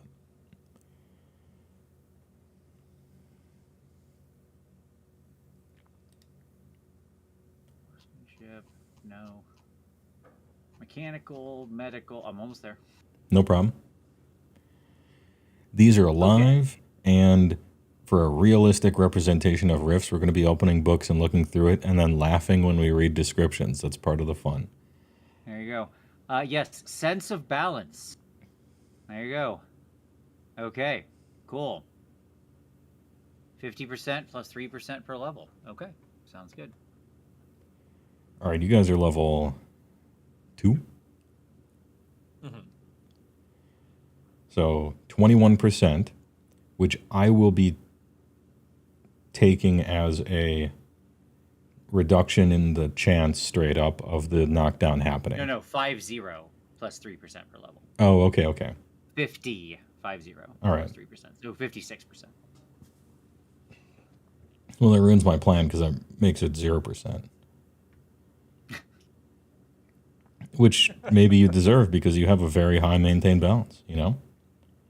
I don't know. You We put can do that whatever there. you want. If you want to roll yours, and then if they knock me down, I can roll mine. That's the Yeah, other way we can yeah, go we'll do it about that That's way. fine, too. Because then it's like you're defending it. It's like a parry almost. Yeah. Oh, wait, hold on. I also have acrobatics. And Okay. acrobatic sense of balance is 60% plus 5% per level. So I'm going to use that one. Yeah, we'll use the better one. Yeah, sounds good. Well, it Okay. doesn't knock you down anyway. We rolled under 50%. Gotcha. Well, nonetheless, I maintain balance. All right, and now the second shot that also knocks you down. Yeah. And that one is above 50. Okay, so I need to make my roll. Sounds good. Boop.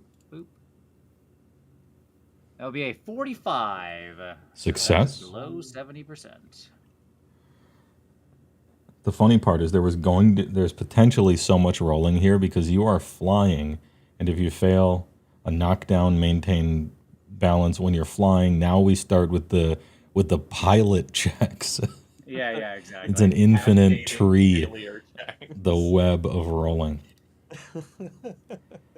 But Sama suits, Fortunately, we can avoid all of that. Sama suits aren't your preferred vehicle, They are not. but They are not. as far as human tech goes, it's fairly simple. You can handle it. And then Orpheus, there are some shots over at you as well, because you are flying in the air. Oh, what damage did I actually take off of that? 40 I got total. hit twice. Oh, 40. Okay. Yeah. Hold on. I think I marked it. Yes, I did. We're good. I'm sorry. Go ahead. Apologize. How fast does your air elemental move? Phantom.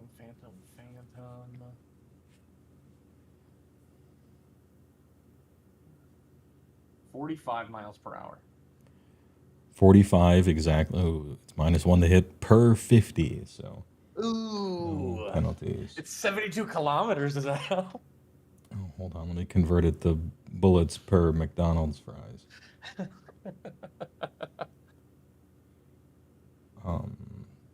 The ones targeting you are kind of dropping the ball. They only hit with 1. They're simply intimidated by my superior form. Yeah. 30 MD. I would be. And you would have to roll maintain or bounce to be knocked down, but you're actually currently being carried. So I'll cross that bridge when I get to it. I rolled a 72, so we've gotten to the bridge. I guess we'll cross it now. You or your elemental. I'm going to say your elemental makes some sort of check to keep holding you.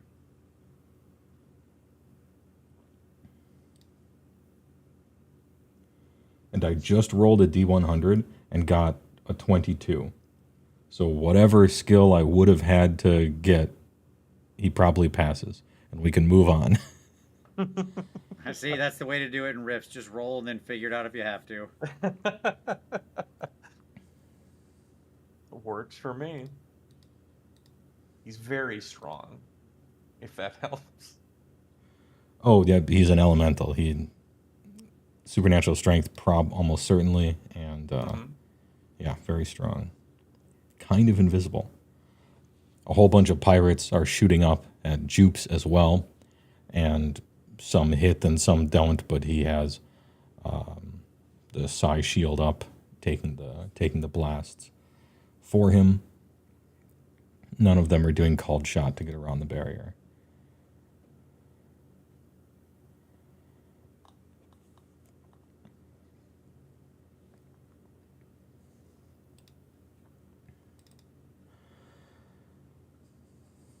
You can see the captain pointing from the deck. And he shouts something that...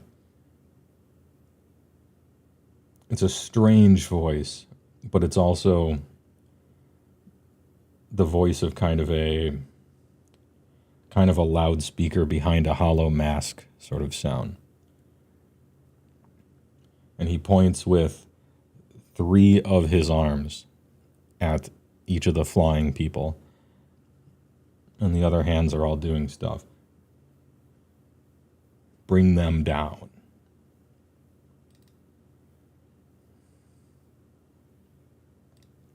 With pleasure.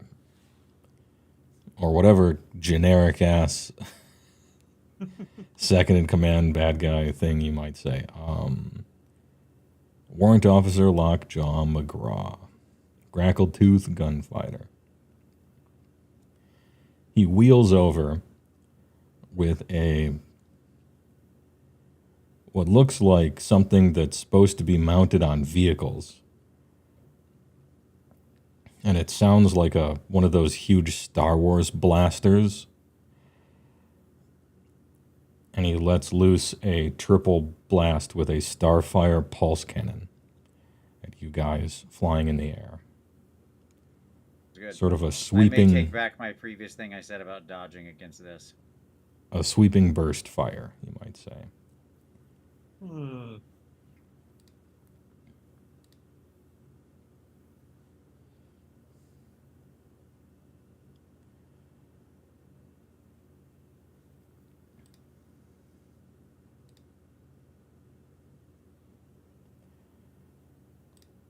And we're -2 because you're moving and you're within engagement range, so there's no...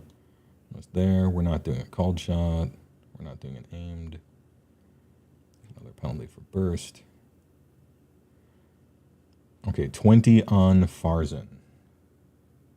Okay. And 14 on Orpheus. And Jupes, whatever. It looks Juke cool. some number, yes. Okay. Yeah, I will spend an attack to dodge this thing. This seems very worth dodging. Okay. Yeah, I should probably also try and not get killed before we get to the 22 on the dodge. Nice. 7 on the dodge. Lasers don't make noise, but this one does because it's funny Star Wars noise. World building. Lasers don't make noise. The only sound is from trigger pulling, according to the book. Although the machinery inside would certainly make noise, it just doesn't.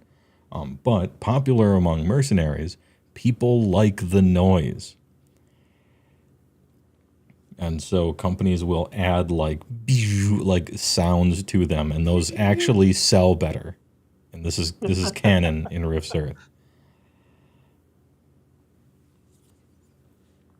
Hey, in the matters of taste, the customer is always right. Are you dodging, or is your elemental dodging? Orpheus. Well, that is I guess he's holding me. I guess I would dodge. All right, go ahead. I got a 7. All right, you're gonna get hit. Yeah. And less than perfect. Farzan is going to dodge, and he gets a complete Doppler effect. Wow, the giant blue pulse flying out.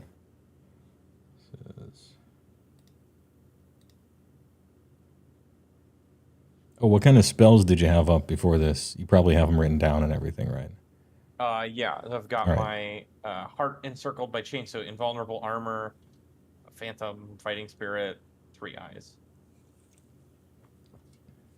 All right, so your barrier is going to take 70 MD. It is energy, though, so I think invulnerable armor takes half from energy, maybe, if I'm remembering right. Let me double check. It may or may not.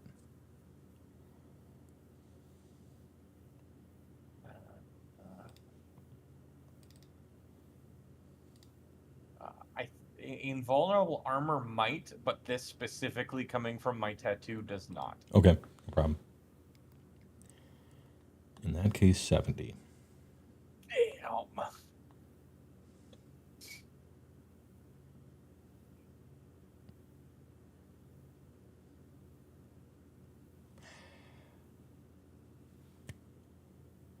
The captain's just given orders.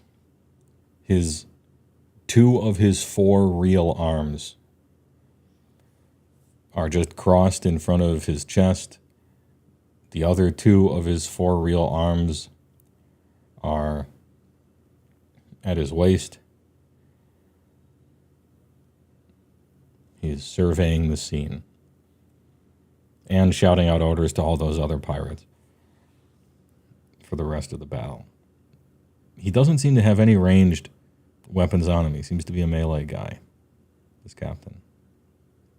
But a big melee guy. Initiative flops over. A few more cannons fire, playing havoc with parts of the train. But not as many cannons as before. Speaking of cannons, Mark Freedom takes a second shot. Hits.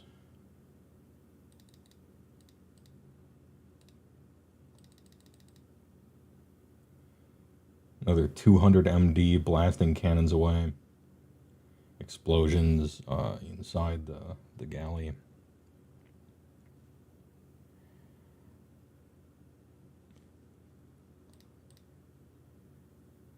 Two more harpoons are shot. One of them misses. The other one latches on to a part that had been severed by Farzan before. And one of the cables is completely unusable. due to frost. Another one is working on it, but the invading boarding pirates finally clash with the front line of the train defenders, and they are being swept aside like dynasty warriors with what Rotgrip is doing to them, at least the ones by her.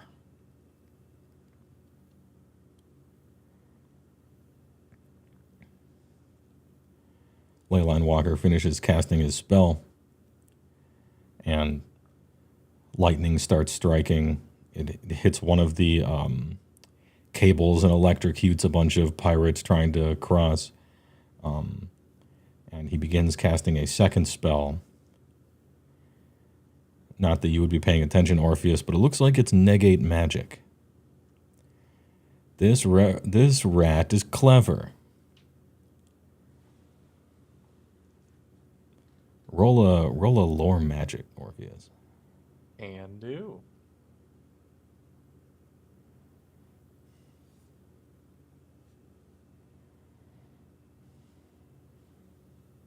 Uh, 35 out of 72. All right. Ratstorm is casting negate magic. And in the description of the Queen's Revenge, I did say that the pirate ship was crackling with ironwood spells. Smarter than the average rat. Yogi Rat.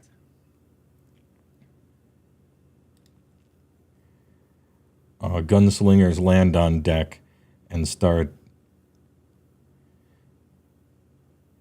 sort of making fools of the... I don't want to make them seem like chumps. These pirates are actually well equipped and very scary. It's just that these stupid ass weirdos that are rolled up are kind of styling on them. Jupes goes off and he's kind of maintaining air superiority at this point. If there's any pirates swinging from stuff and they go in for a saber slash and he goes ahead and parries it with his shield, he's fighting pirates amid the raptors, right? Raptors isn't the right word. That's on top of like a building. What are the things that are on masts? Sails? The poles that go to side. Whatever those are. He's having some Peter Pan shit, except with robots. And now you guys. Okay. Cool. So You have essentially made it across, and now you're in the air. So we'll kind of drop down into the open space that was created by the bombardment on the deck, right? So what's still between us and like the captain's party? Are there still pirates in between those two? Yeah. Or like, can we have the gunslingers handle those? Or they're handling some and then we need to handle the rest? There's a main deck, and then there's a smaller deck that's one story above that. Mm-hmm. And the deck that's one story above that has the captain and 12 pirates. And the main deck has just tons of them, but also tons of explosions from where you guys were firing. And so the gunslingers are fighting the main throg of pirates. All right, so let's, CJ, let's you and I drop down on drop up on the, on like the I guess it would be the poop deck probably or whatever, the aft, wherever the captain is. Got him. And before I forget, every time Mark Freedom shoots and the boom gun goes into the ship somewhere and you hear explosions, I'm gonna need a luck check from whoever wants to roll it in the party. It's a D20. Okay. It has happened twice. That sounds good. We will do that. And I'm right, it is the poop deck. All right. Or it could be the quarter deck. I like poop. If it's the captain's point of command, it's the quarter deck. If it's just a raised deck at the stern, it's the poop deck. So there you go. Depends on the ship layout. Okay, had to look that up. Just out of If it's the curiosity. quarter deck, is it the pop deck? Exactly. Because there's one fewer O, and never mind. That's not good. We'll cut that out of the main broadcast. All right, so we'll drop there with the 12 pirates and the captain and the other thing. Yeah. I don't Okay. expect this to have happened yet, but give me those 2 luck checks from the 2 shots already that have gone somewhere in the ship. CJ, all you, buddy. Roll them out. You have better luck than I. Unlikely, but I can do it. I just want to make sure I'm. Is luck checks just a D20, or is it a D100? It's a D20. D20. Okay, just want to make sure I'm rolling the right thing. All right, so first one is an 11.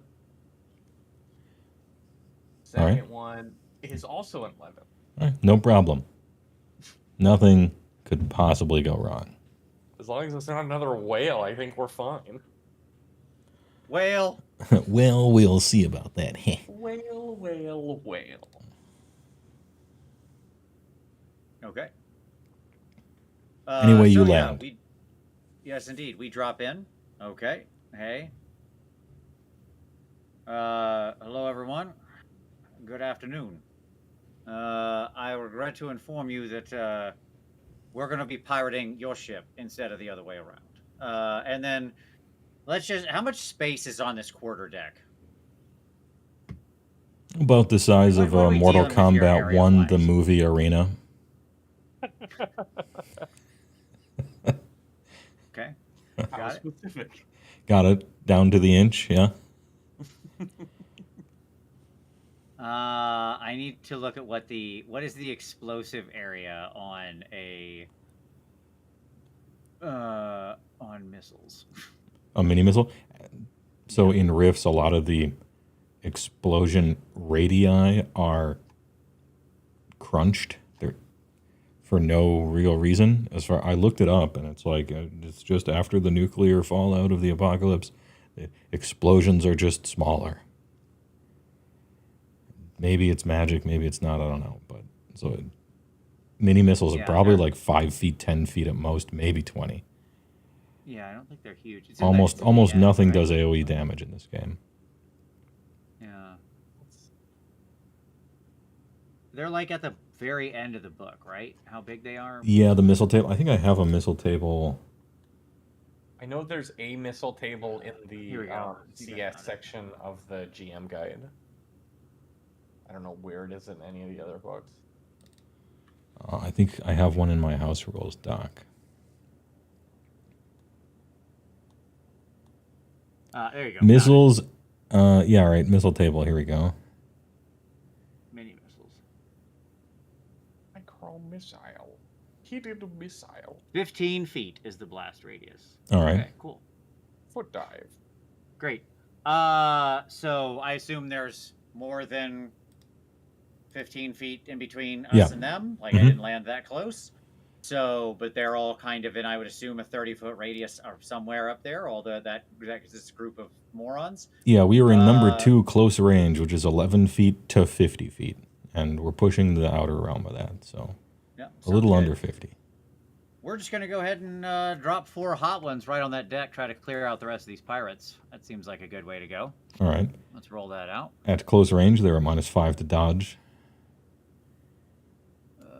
and you are at +2 to shoot. 'Cause it's close Cool. range. 27. 27 to hit. I'm not really concerned. I expect the captain and all the special people to basically not get too messed up by this. I'm just trying to clear the... Yeah, you got to kill the Clear the ads shaft. first. That's proper etiquette. Yeah. Exactly.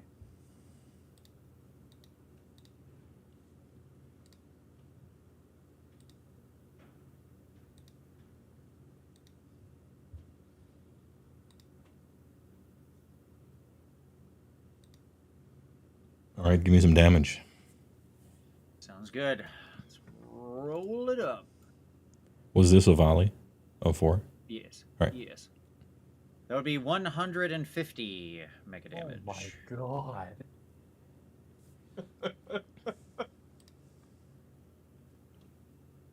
I love these big numbers. missiles when you absolutely positively need to kill a lot of people in the room.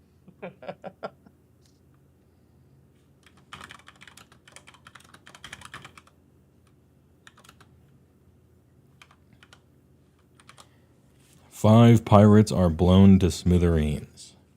Hey, sounds good to me. I'll take it. In relatively close range. Orpheus. Okay. Is the captain and Quick Draw McGraw, they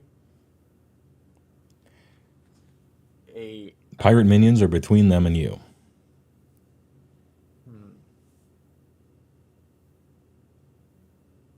That's fine. That's oh wow. Oh no, that's doable. Okay. Is there a way to draw a 10 by 20 foot rectangle that they are both in? Yeah. Or are they too far away? Okay. I would like to conjure a carpet of adhesion that fulfills that space under both of them. Okay. You can angle this one of two ways. You can get both the captain and the main gunner, but in that case, you'll only get like 4 other pirates. Or you can angle it a different way and get the captain and almost every remaining pirate, but not the gunner. I would rather disable the dodge capabilities of both, or hamper them. Okay. So I'll angle it so it gets the 2 big guys on campus.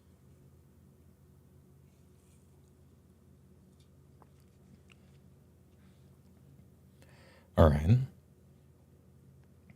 I'm going to roll some saving throws that do not matter.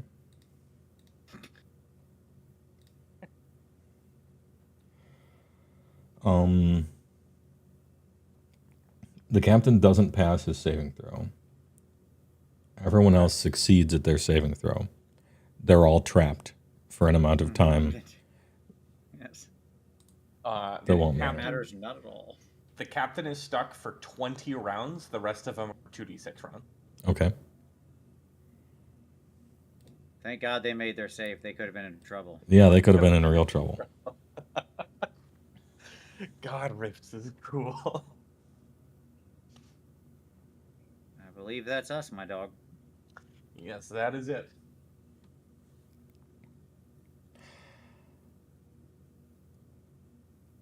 A battery of pirate shots go your way of return fire. 5 of them are dead.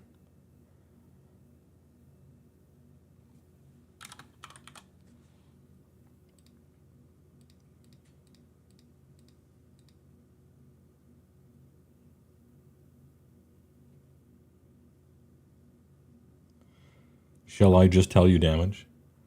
Yeah, that's fine. yeah. I'm not dodging. I'm not dodging the normal pirates. All right, this is energy if that matters. Gotcha. It does not. Not for me. It will for CJ. 120 Farzin. Okay, sounds good.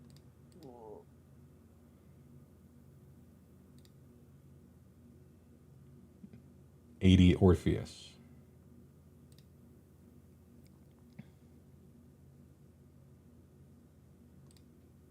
Is a lot.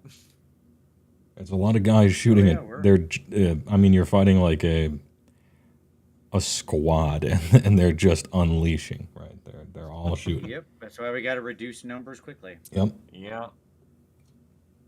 It's true. It's true. Main cannon swivels his Star Wars blaster and lets 2 fly. This I am willing to dodge.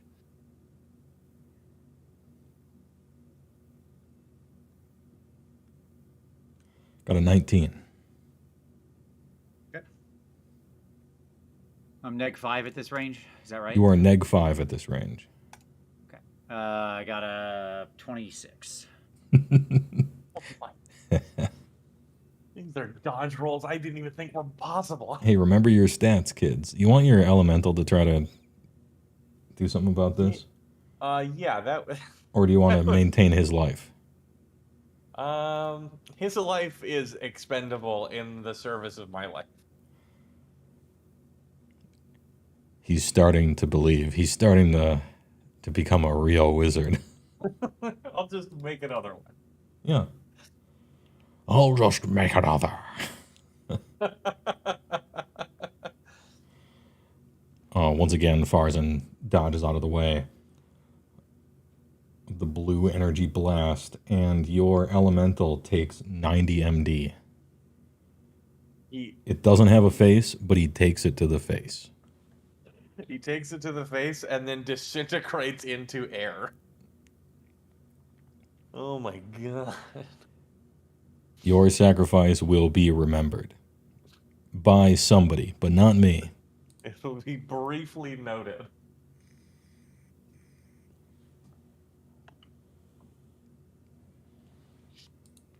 All right. Man, that was a pretty easy save to make. Captain's many limbs.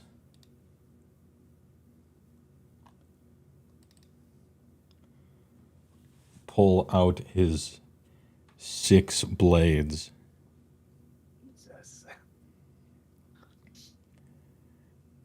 Moves to take a step forward. Can't.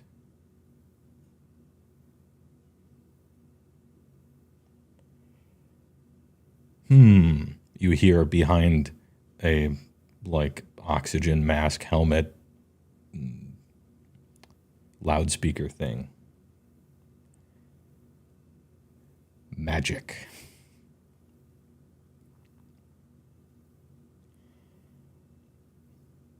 Yeah. His arms move faster than anyone could see, and there are white hot lines drawn on the deck of slashes. And he leaps into the air with the sliced off sections of the deck still magically attached to the bottom of his feet. Oh my god, he's so cool. Good move. Love it. But I'm afraid you're out of actions for this particular initiative phase.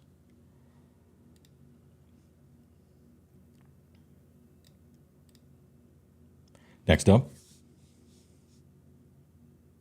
Back to the top. Back to the top. Mark Freedom. Okay. Oh, yeah, go ahead. Mark Freedom. Woo! Yeah, you can hear him in the background, like singing the Star Spangled Banner and just firing the boom gun over and over and over. Mm-hmm. He's completely deaf. How about a taste of freedom?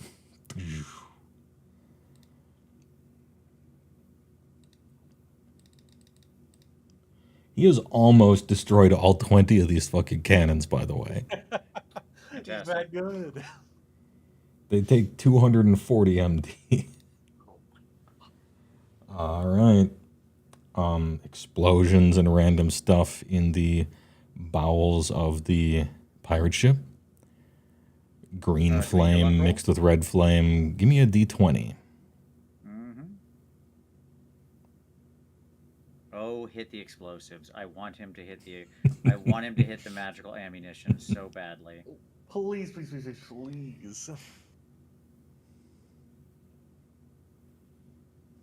I will deal with the consequences. Each one gets easier because every time you don't hit it, you have fewer less space. Yeah.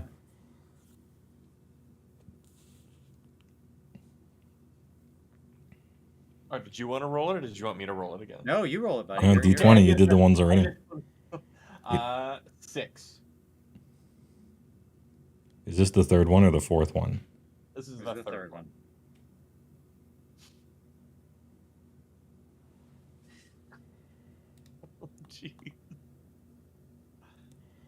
Oh dear.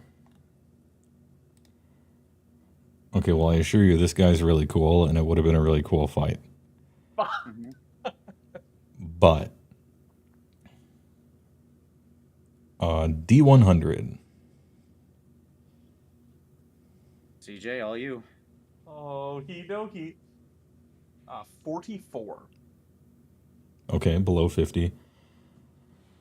Vince, I'm terribly sorry. Above 50% was the ammunition cache. Uh, However, that's all right. below 50%.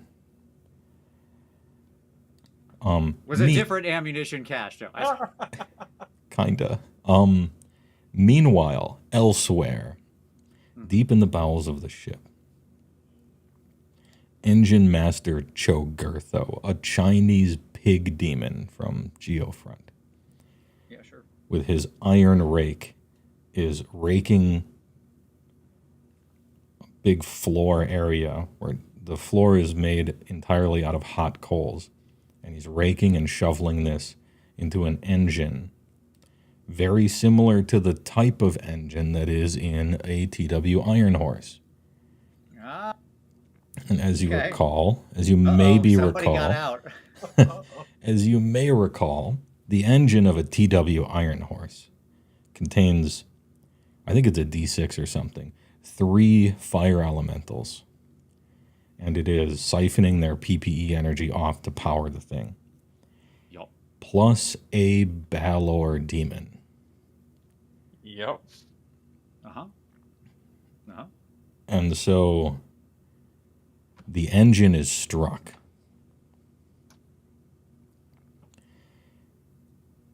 And I'm going to send your minds back to Waterworld for a moment. You know that dude with the goggles?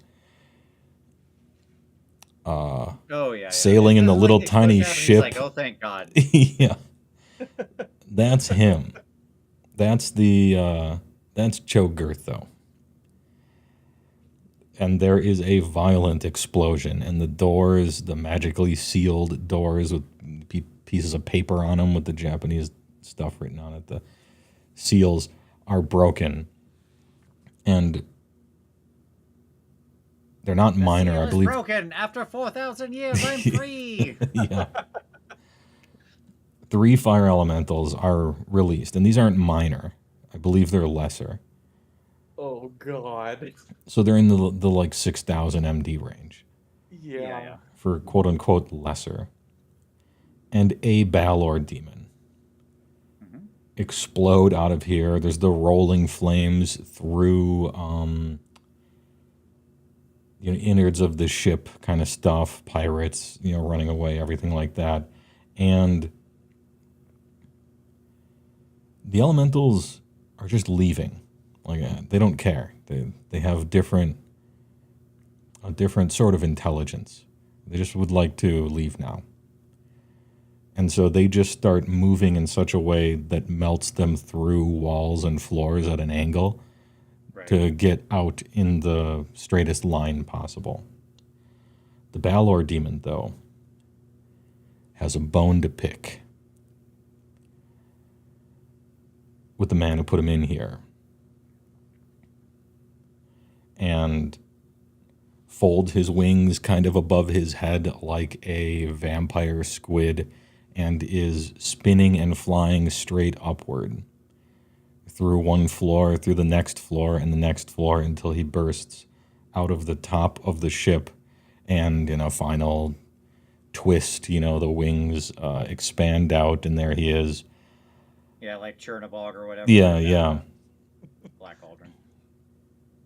In perfect position for the leaping captain to have an intercept in midair. He is Malodius, the crippler of princes. The Balor demon. And the captain is surprised. You can't see any facial expressions here, but, body language. There is a surprise. They lock blades in midair and just kind of hang there for a moment. The demon has, what is that? Horizon, heat wavering. What is that called on the, Mirage. like in a desert? Yeah, coming out of his toothed maw, Ooh. and says, "Baby, I'm back."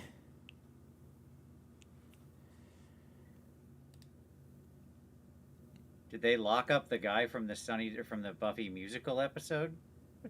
I haven't seen If Buffy. so, I support killing this captain even more. I haven't seen Buffy. Well, It's worth watching. I saw the movie. The demon is amazing. I saw the movie version of Buffy, or the TV movie version. Hammerman 40K, thanks for Luke Prime. Appreciate it. Anyway, so they're locking blades at this exact moment. Okay. I'm back. And then Polaris is icing up cables and shooting spines of ice and dodging stuff and maybe getting hit by stuff. And Rot Grip is absolutely swinging, sweeping, reaping blows back and forth, sending pirates flying. They are shooting her. She is getting hit. You're immune to pain. It doesn't matter. And she doesn't care. Ratstorm is negating magic on the Ironwood spells that are causing the pirate ship to transform from SDC wood into MD wood. And he's just going section by section, laughing. The gunslingers are winning the main pirate ship deck fight. Jupes is lighting things up and fighting against swinging pirates amid the masts. And it is Orpheus and Farzan's turn. Cool. All right, so we got 2 character people left and a bunch of pirates, right? Yeah. Cool. And 1d4 pirates died to the Valor Demon breaking through the floor and just incinerating everything in his path, which will be 2. Sure. All right, so what do we got left pirate-wise? You have 5 pirates left in front of you, plus Lockjaw above you, plus Captain Siyamael. Black Spine, although perhaps he's indisposed. Of course. We'll leave him to this fight. I'm not getting in the middle of that. Well, I do believe you leave a gentleman to his grievances. All right, let's handle the rest of this nonsense down here. Well, We got to clean up these decks. now, I will argue that this now presents an opportunity for growth. A demon, universally unsavory. A pirate is simply an opportunist. And this seems like a golden opportunity for a brighter future. Well, if he has a moral awakening, we can talk about that after all his men are dead. So that's an 18 on another pack of missiles being launched at all of the pack of remaining pirates is who I'm concerned with hitting with this 30-foot blast. All right, damage. These are all 4s. I can't dodge. That would be 160 mega damage. Oh my god. It's actually cool that you have rolled those 2, because the special guard pirates up here, they got 150 MD armor, and you did 150 to all of them last time and 160 to all of them this time. Amazing. I would point out my average damage is actually 140, but I've rolled like slightly above average. Just enough. Just enough. Yeah. There is one pirate remaining. Great. And his confidence is being shaken. I'm gonna be honest. Sure. Man, I just work here. Well, you are free to evacuate the ship at any time you'd like. I say to him as then I bring up the railgun. He is evacuated after the first salvo. All right, Orpheus, over to you. That's me. I'm shooting this thing to the hilt because I'm not gonna it's not gonna survive. So Hey, smoke him if you got him. That's right. Run I'm it just into the ready to leave- ground. To just leave this thing on the deck wrecked and just be like, all right, let's go. We could still sell it later. Hmm.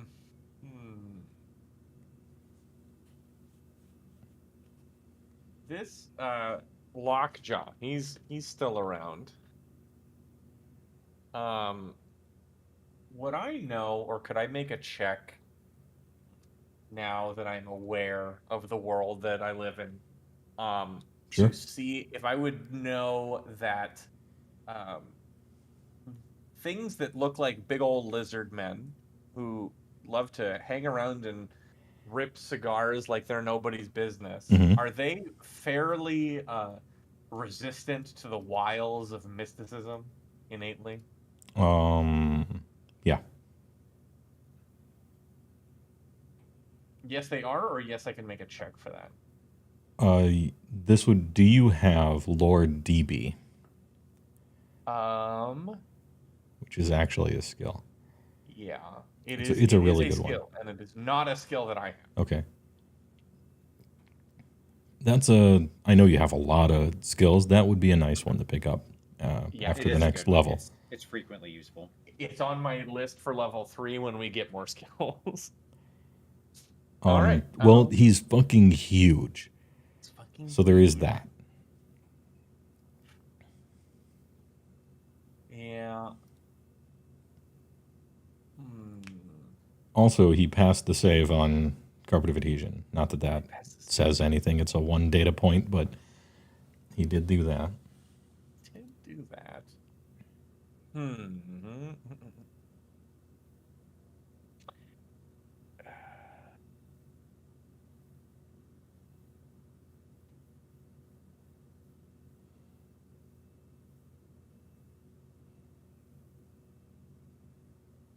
Okay, I am going to, if I'm not confident that I can blast him, I'm going to cast Phantom to resummon Sure. a living sentient being of ablative armor, Okay. And it will be guarding you. and it will be guarding me. All right, we re-upped, I should say. Yeah, The- and that'll be it. The greater named Balor demon is locked in flying mortal combat with the pirate captain, the Elden Ring ass boss. They are having a very nutso melee fight here. I bet. He's got those special soul, what is it? The bone soul weapons from the Hades book. He's dual wielding giant axes. The captain is sextuple wielding, has taken paired weapons 3 times. They're having a fight. But he's so But they're also cool. kind of CC'd in a certain sense. Bane Cannon is like, Captain. And he fires at the demon.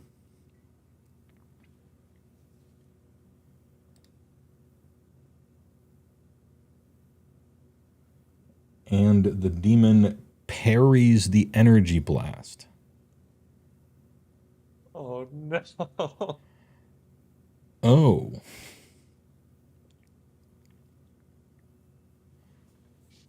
The one pirate flees. The one remaining pirate. He is out of here. He would rather, because the pirate ship's now medium spicy on fire.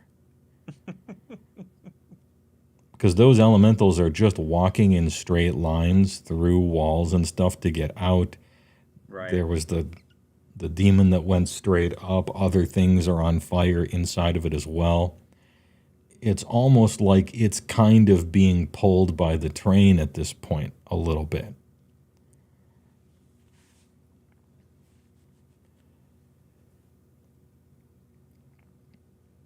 And unless you want to give out a command at the beginning of this initiative phase. No, I mean, like, for all of our people, I want them still on the same thing, except for the 2 gunslingers. Yeah. Who I am going to say to the 2 of them and CJ, well, I do believe our work here is done. Shall we go ahead and take our exit? I think that this situation will resolve itself accordingly. Let's cut those lines and get on out of here. So, people who can cut lines, I'd like to cut lines, but other than that, we're, like, obviously the Oni and the Polaris can keep fighting, pirates if there's any left. Like, don't stop doing what you're doing, but the rest of us are going to go and we'll cut the lines. That's the general plan.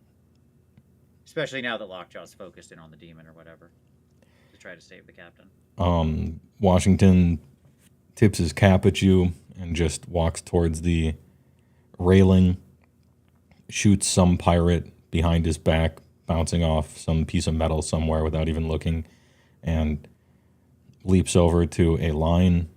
Le Père Malfait, hands in his pockets, has just kind of like been dodging around, getting people to shoot each other by dodging out of the way of them. Sure. He leaps off the railing and lands on one of the iced up lines and perfectly maintains balance and just casually walks across the line. What were the other orders? It was just for the people on the ship. Else just for the people on the ship, because we're cut those lines. We're abandoning ship. Yeah, and then cut the lines if you can.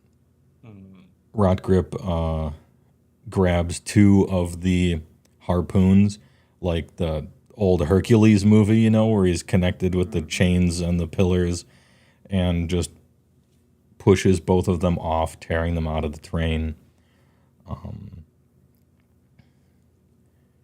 And then, like, as we're leaving this turn, I'll cut a few of them myself. Yeah. Because in melee, I can automatically cut them if it's 20 MD. Mark Freedom repositions himself and lines up and shoots through like a few of them.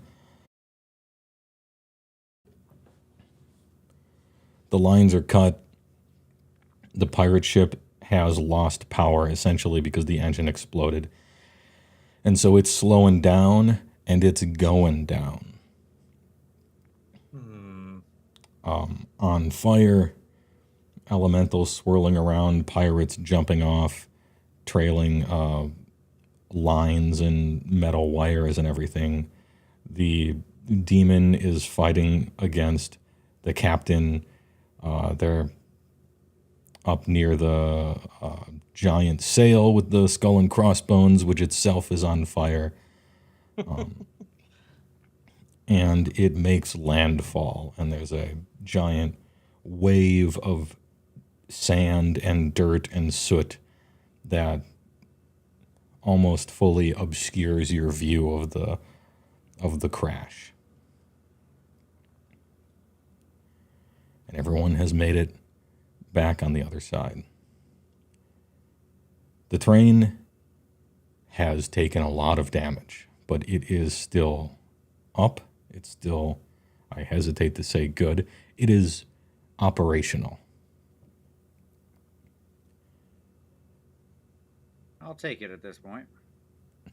Everyone's extremely wounded and everything like that, but nobody has died.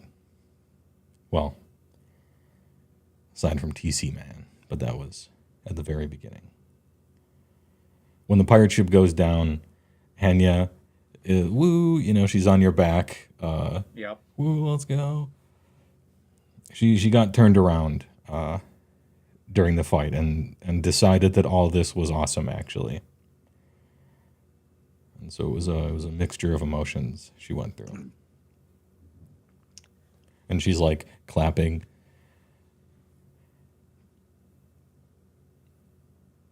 See, it's a grand time. Now, don't be mistaken. It is dangerous out here. These people aren't exactly putting pea shooters in the air at us, but you're a tough one.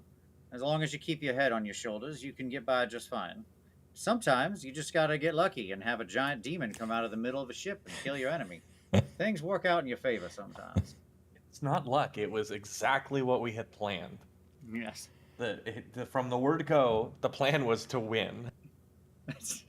Can I do two things? Speaking of operation, can I look through the cabin to see if there's like thing might break? Is there an this? Oh, you cut out for a moment. What was that?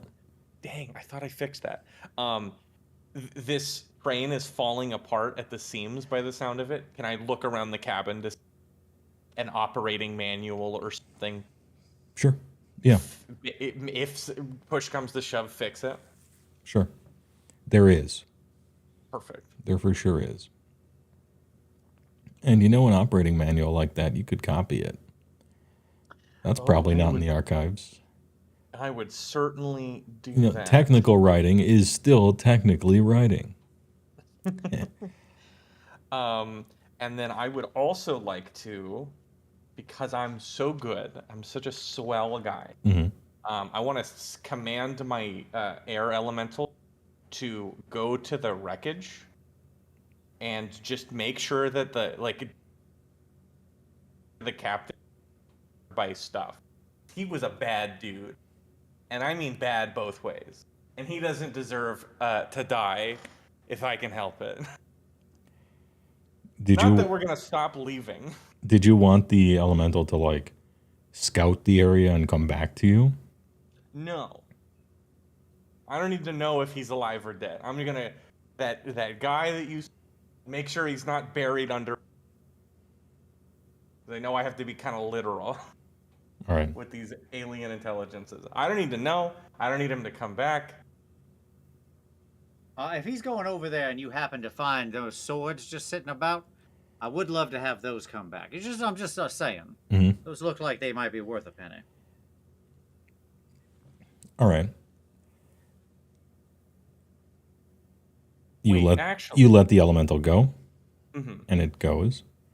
We also have a super mega ATV that is in some area following us. Yeah, I was with a medical professional on board. I asked you about this before the game. I'm like, yeah. It's been a while, right? But to me, I thought the plan was that the ATV was part of the diversion, mm-hmm. but then it would back off because it can't really keep up with anything anyway. And they would hang out at July Town 7 until further orders. Okay. Yeah, I believe that's right. It was just the initial distraction. Yeah. If that's then that makes more sense. Your elemental goes, and then time passes, and the elemental disappears. Like you feel the connection with the elemental severed. 100-0 at a certain point. Fun. And so that could mean a lot of things.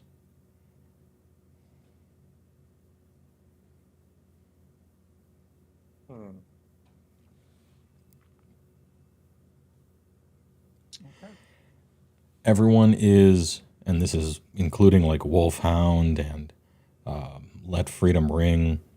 Marianne is working on repairing his boom gun because, as per Gizmo tier, when you overcharge it, it completely bricks and is destroyed after it and has to be rebuilt fully. People are cleaning their guns and tending to their wounds and rolling the last few slain pirate bodies off of the train, checking the cargo compartments. The cargo compartment that contains the satellite has taken some hits, but none of them pierced it. Because the thickness that he chose for that MDC material around the satellite, he didn't want that thing hurt. He wanted it to survive a crash easily. Makes sense. And so they're all kind of in a semicircle now around Thundercloud's dead body. A little sullen, but also there's victorious feelings around. Complete success against the pirates for the most part. No one else even died. And they kind of look from symbolically from his slain form to you guys. Well, what do we do now? That's a great question. The first thing I would say is it seems you all lack an employer. And, well, our little company has been building a bit of a reputation and a bit of a name for itself. We've got certainly jobs we can do. Let me just say, if y'all are interested, I've got nothing formal to offer at this moment, but I think you all are of extreme and unique quality. It'd be wonderful to have you as part of our broader organization. I will say, we're very fair and egalitarian as it comes to it.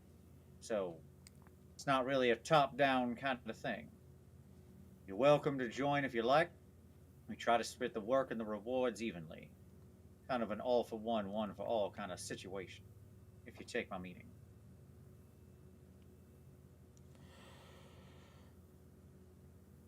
Well, your character was shown during our fight, I guess. Rotgrip leans her giant club thing up against the wall. If we get any more action like that, and she points at with her thumb behind her like at the pirate ship, I'm in. Though next time, we could do for a bit of treasure. I agree. The pickings off of those pirates and whatever's left on this ship is a bit slim. Though y'all are welcome to everything you find. Frankly, if it isn't nailed down, it's all yours. And frankly, even if it is nailed down, I really don't care that much as long as it ain't essential to the train still moving forward. If you happen to see a sconce or something like that you like, don't be afraid to rip it off the wall. Those things are valuable. Each in turn agree. Even Ratstorm. Well, Père Malfait is hesitant, however. I don't know, he says. I was inspired. Yeah, I guess. This is the superhero vagabond guy? Yeah. Yeah, sure, What is why it the you're hell looking not? for in life? Hmm? I say to him, what is it you're looking for in life? Yeah, I see you walk a very unique path, as it were. Yeah, I guess. I don't know, man. I've always kind of had a problem with motivation. See. I just do whatever, and it always works out. It kind of I sucks. would imagine that would get tiring after a little while.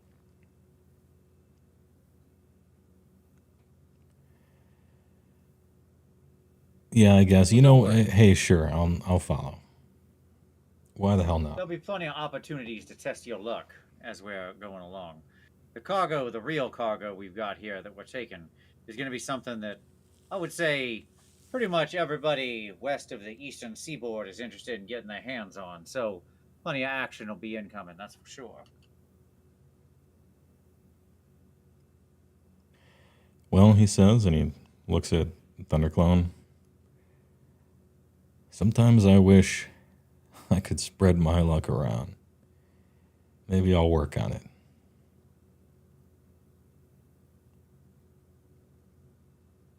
Yeah, unfortunately, our poor friend here did not survive the fight, although obviously that has not our doing.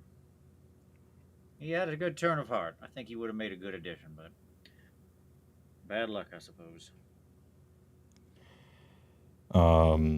Who's the most philosophical among these? Actually, probably Erasmus. And kicks back on something. When you prove your premise, you die. It's the only thing that would be right. Hell, I'm in.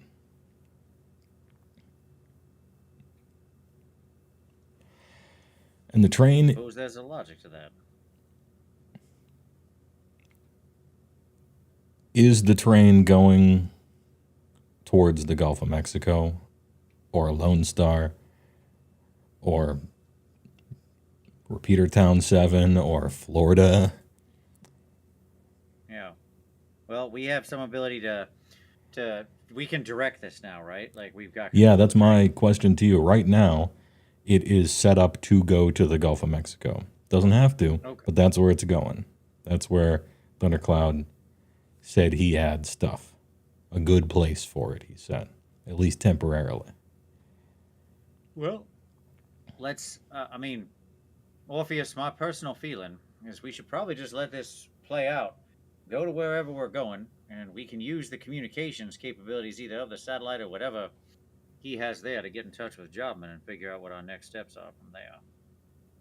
I agree. I think on top of that, we are in a unique position where this idea has started, and we can keep it going. We can keep pushing it and have a effect on the entire world, potentially. I tend to agree. And I'm willing to commit for something bigger than ourselves. A place where all people can belong. A nation with no borders. Yes. I'll call it Skynet. They call it Skynet. Jupes is interfaced with the controls of the train right now with the sci-tech abilities, essentially piloting it.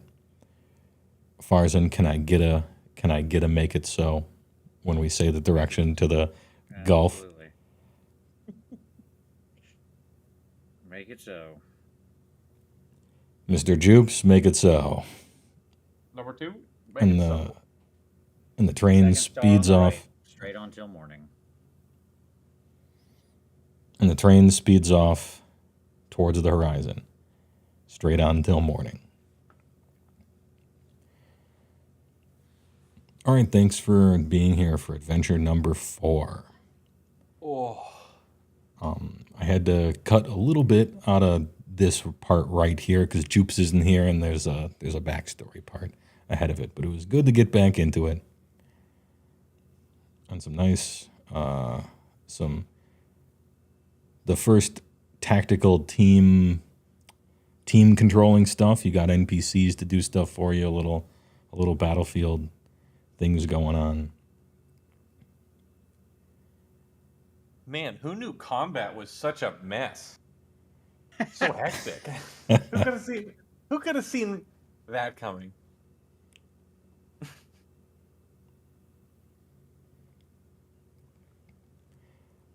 Like it's part of the charm. You Well, see. part of the charm Yeah. in Rifts, but it's also just who knew putting 90 people on a rickety boat and saying now you want to kill each other. Who knew that could be a difficult time? And you throw a demon in there. Why not?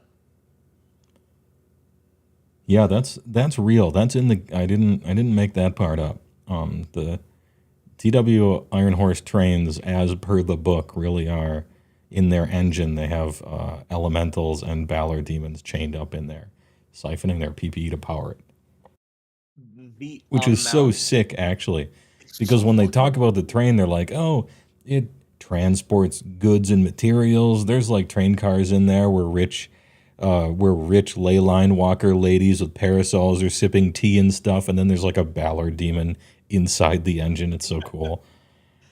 It's just the hubris of man never Yeah. stops, right? Yeah. Never ceases. It genuinely, mechanically speaking, the amount of things you've had to make up is surprisingly for how crazy a lot. Yeah, a lot of Rifts is using the tools they give you to make literally anything. Mm-hmm. So that's the fun. That's the fun of it. Almost everything I've ever thrown against you guys or you've interacted with is, for the most part, real stuff from a book somewhere. I mean, sometimes I'll turn a dial here and there or twist something here or there, but it's basically stuff you can build. That's kind of silly, almost. never more outlandish than just, oh yeah, that's in this book. Yeah, Yeah, this class and this class. this class and this class. Yeah, why not? A dial here, a dial there, but it's kind of the same dish as whatever crazy shit from, I don't know, Mystic Russia or whatever. Such a cool system. All right, hey, good work and good play. Good team building exercises, good tactics. I liked the interacting with, I was wondering what you were going to do role-playing wise with Henya and how you're going to diffuse that situation. Sometimes it's weird, like, okay, here's this Mega Gear Solid game where everything's completely ridiculous, and then now you have to console a crying child who just saw someone get shot in front of her. So there is a little bit of inconsistent tone maybe, but I thought it was handled well, and now she's kind of into it. She's happy about it. Adventuring life. She's been trapped in those dolls forever, that she just kind of wanted out. And she hopes that Mom won't be mad. Narrator, Mom will be mad. Mom is going to be pissed. Adventure is the greatest treasure of all. Yes, but don't worry, Uncle Farzan will take good care of her. Mm-hmm. Uncle Farzan, yeah. And you guys are going to, while you spend the rest of the time going on down to the Gulf of Mexico, you have plenty of time to meditate, reflect, train, practice, reach a new physiological and spiritual plateau, and attain a level 3, is it? Are we level 3 and this is the shit that we're doing in Rifts? Because our levels don't matter. It's just I how believe that is correct. Yeah, I realized tonight I forgot to ever level myself up from 1. But hey, that's okay.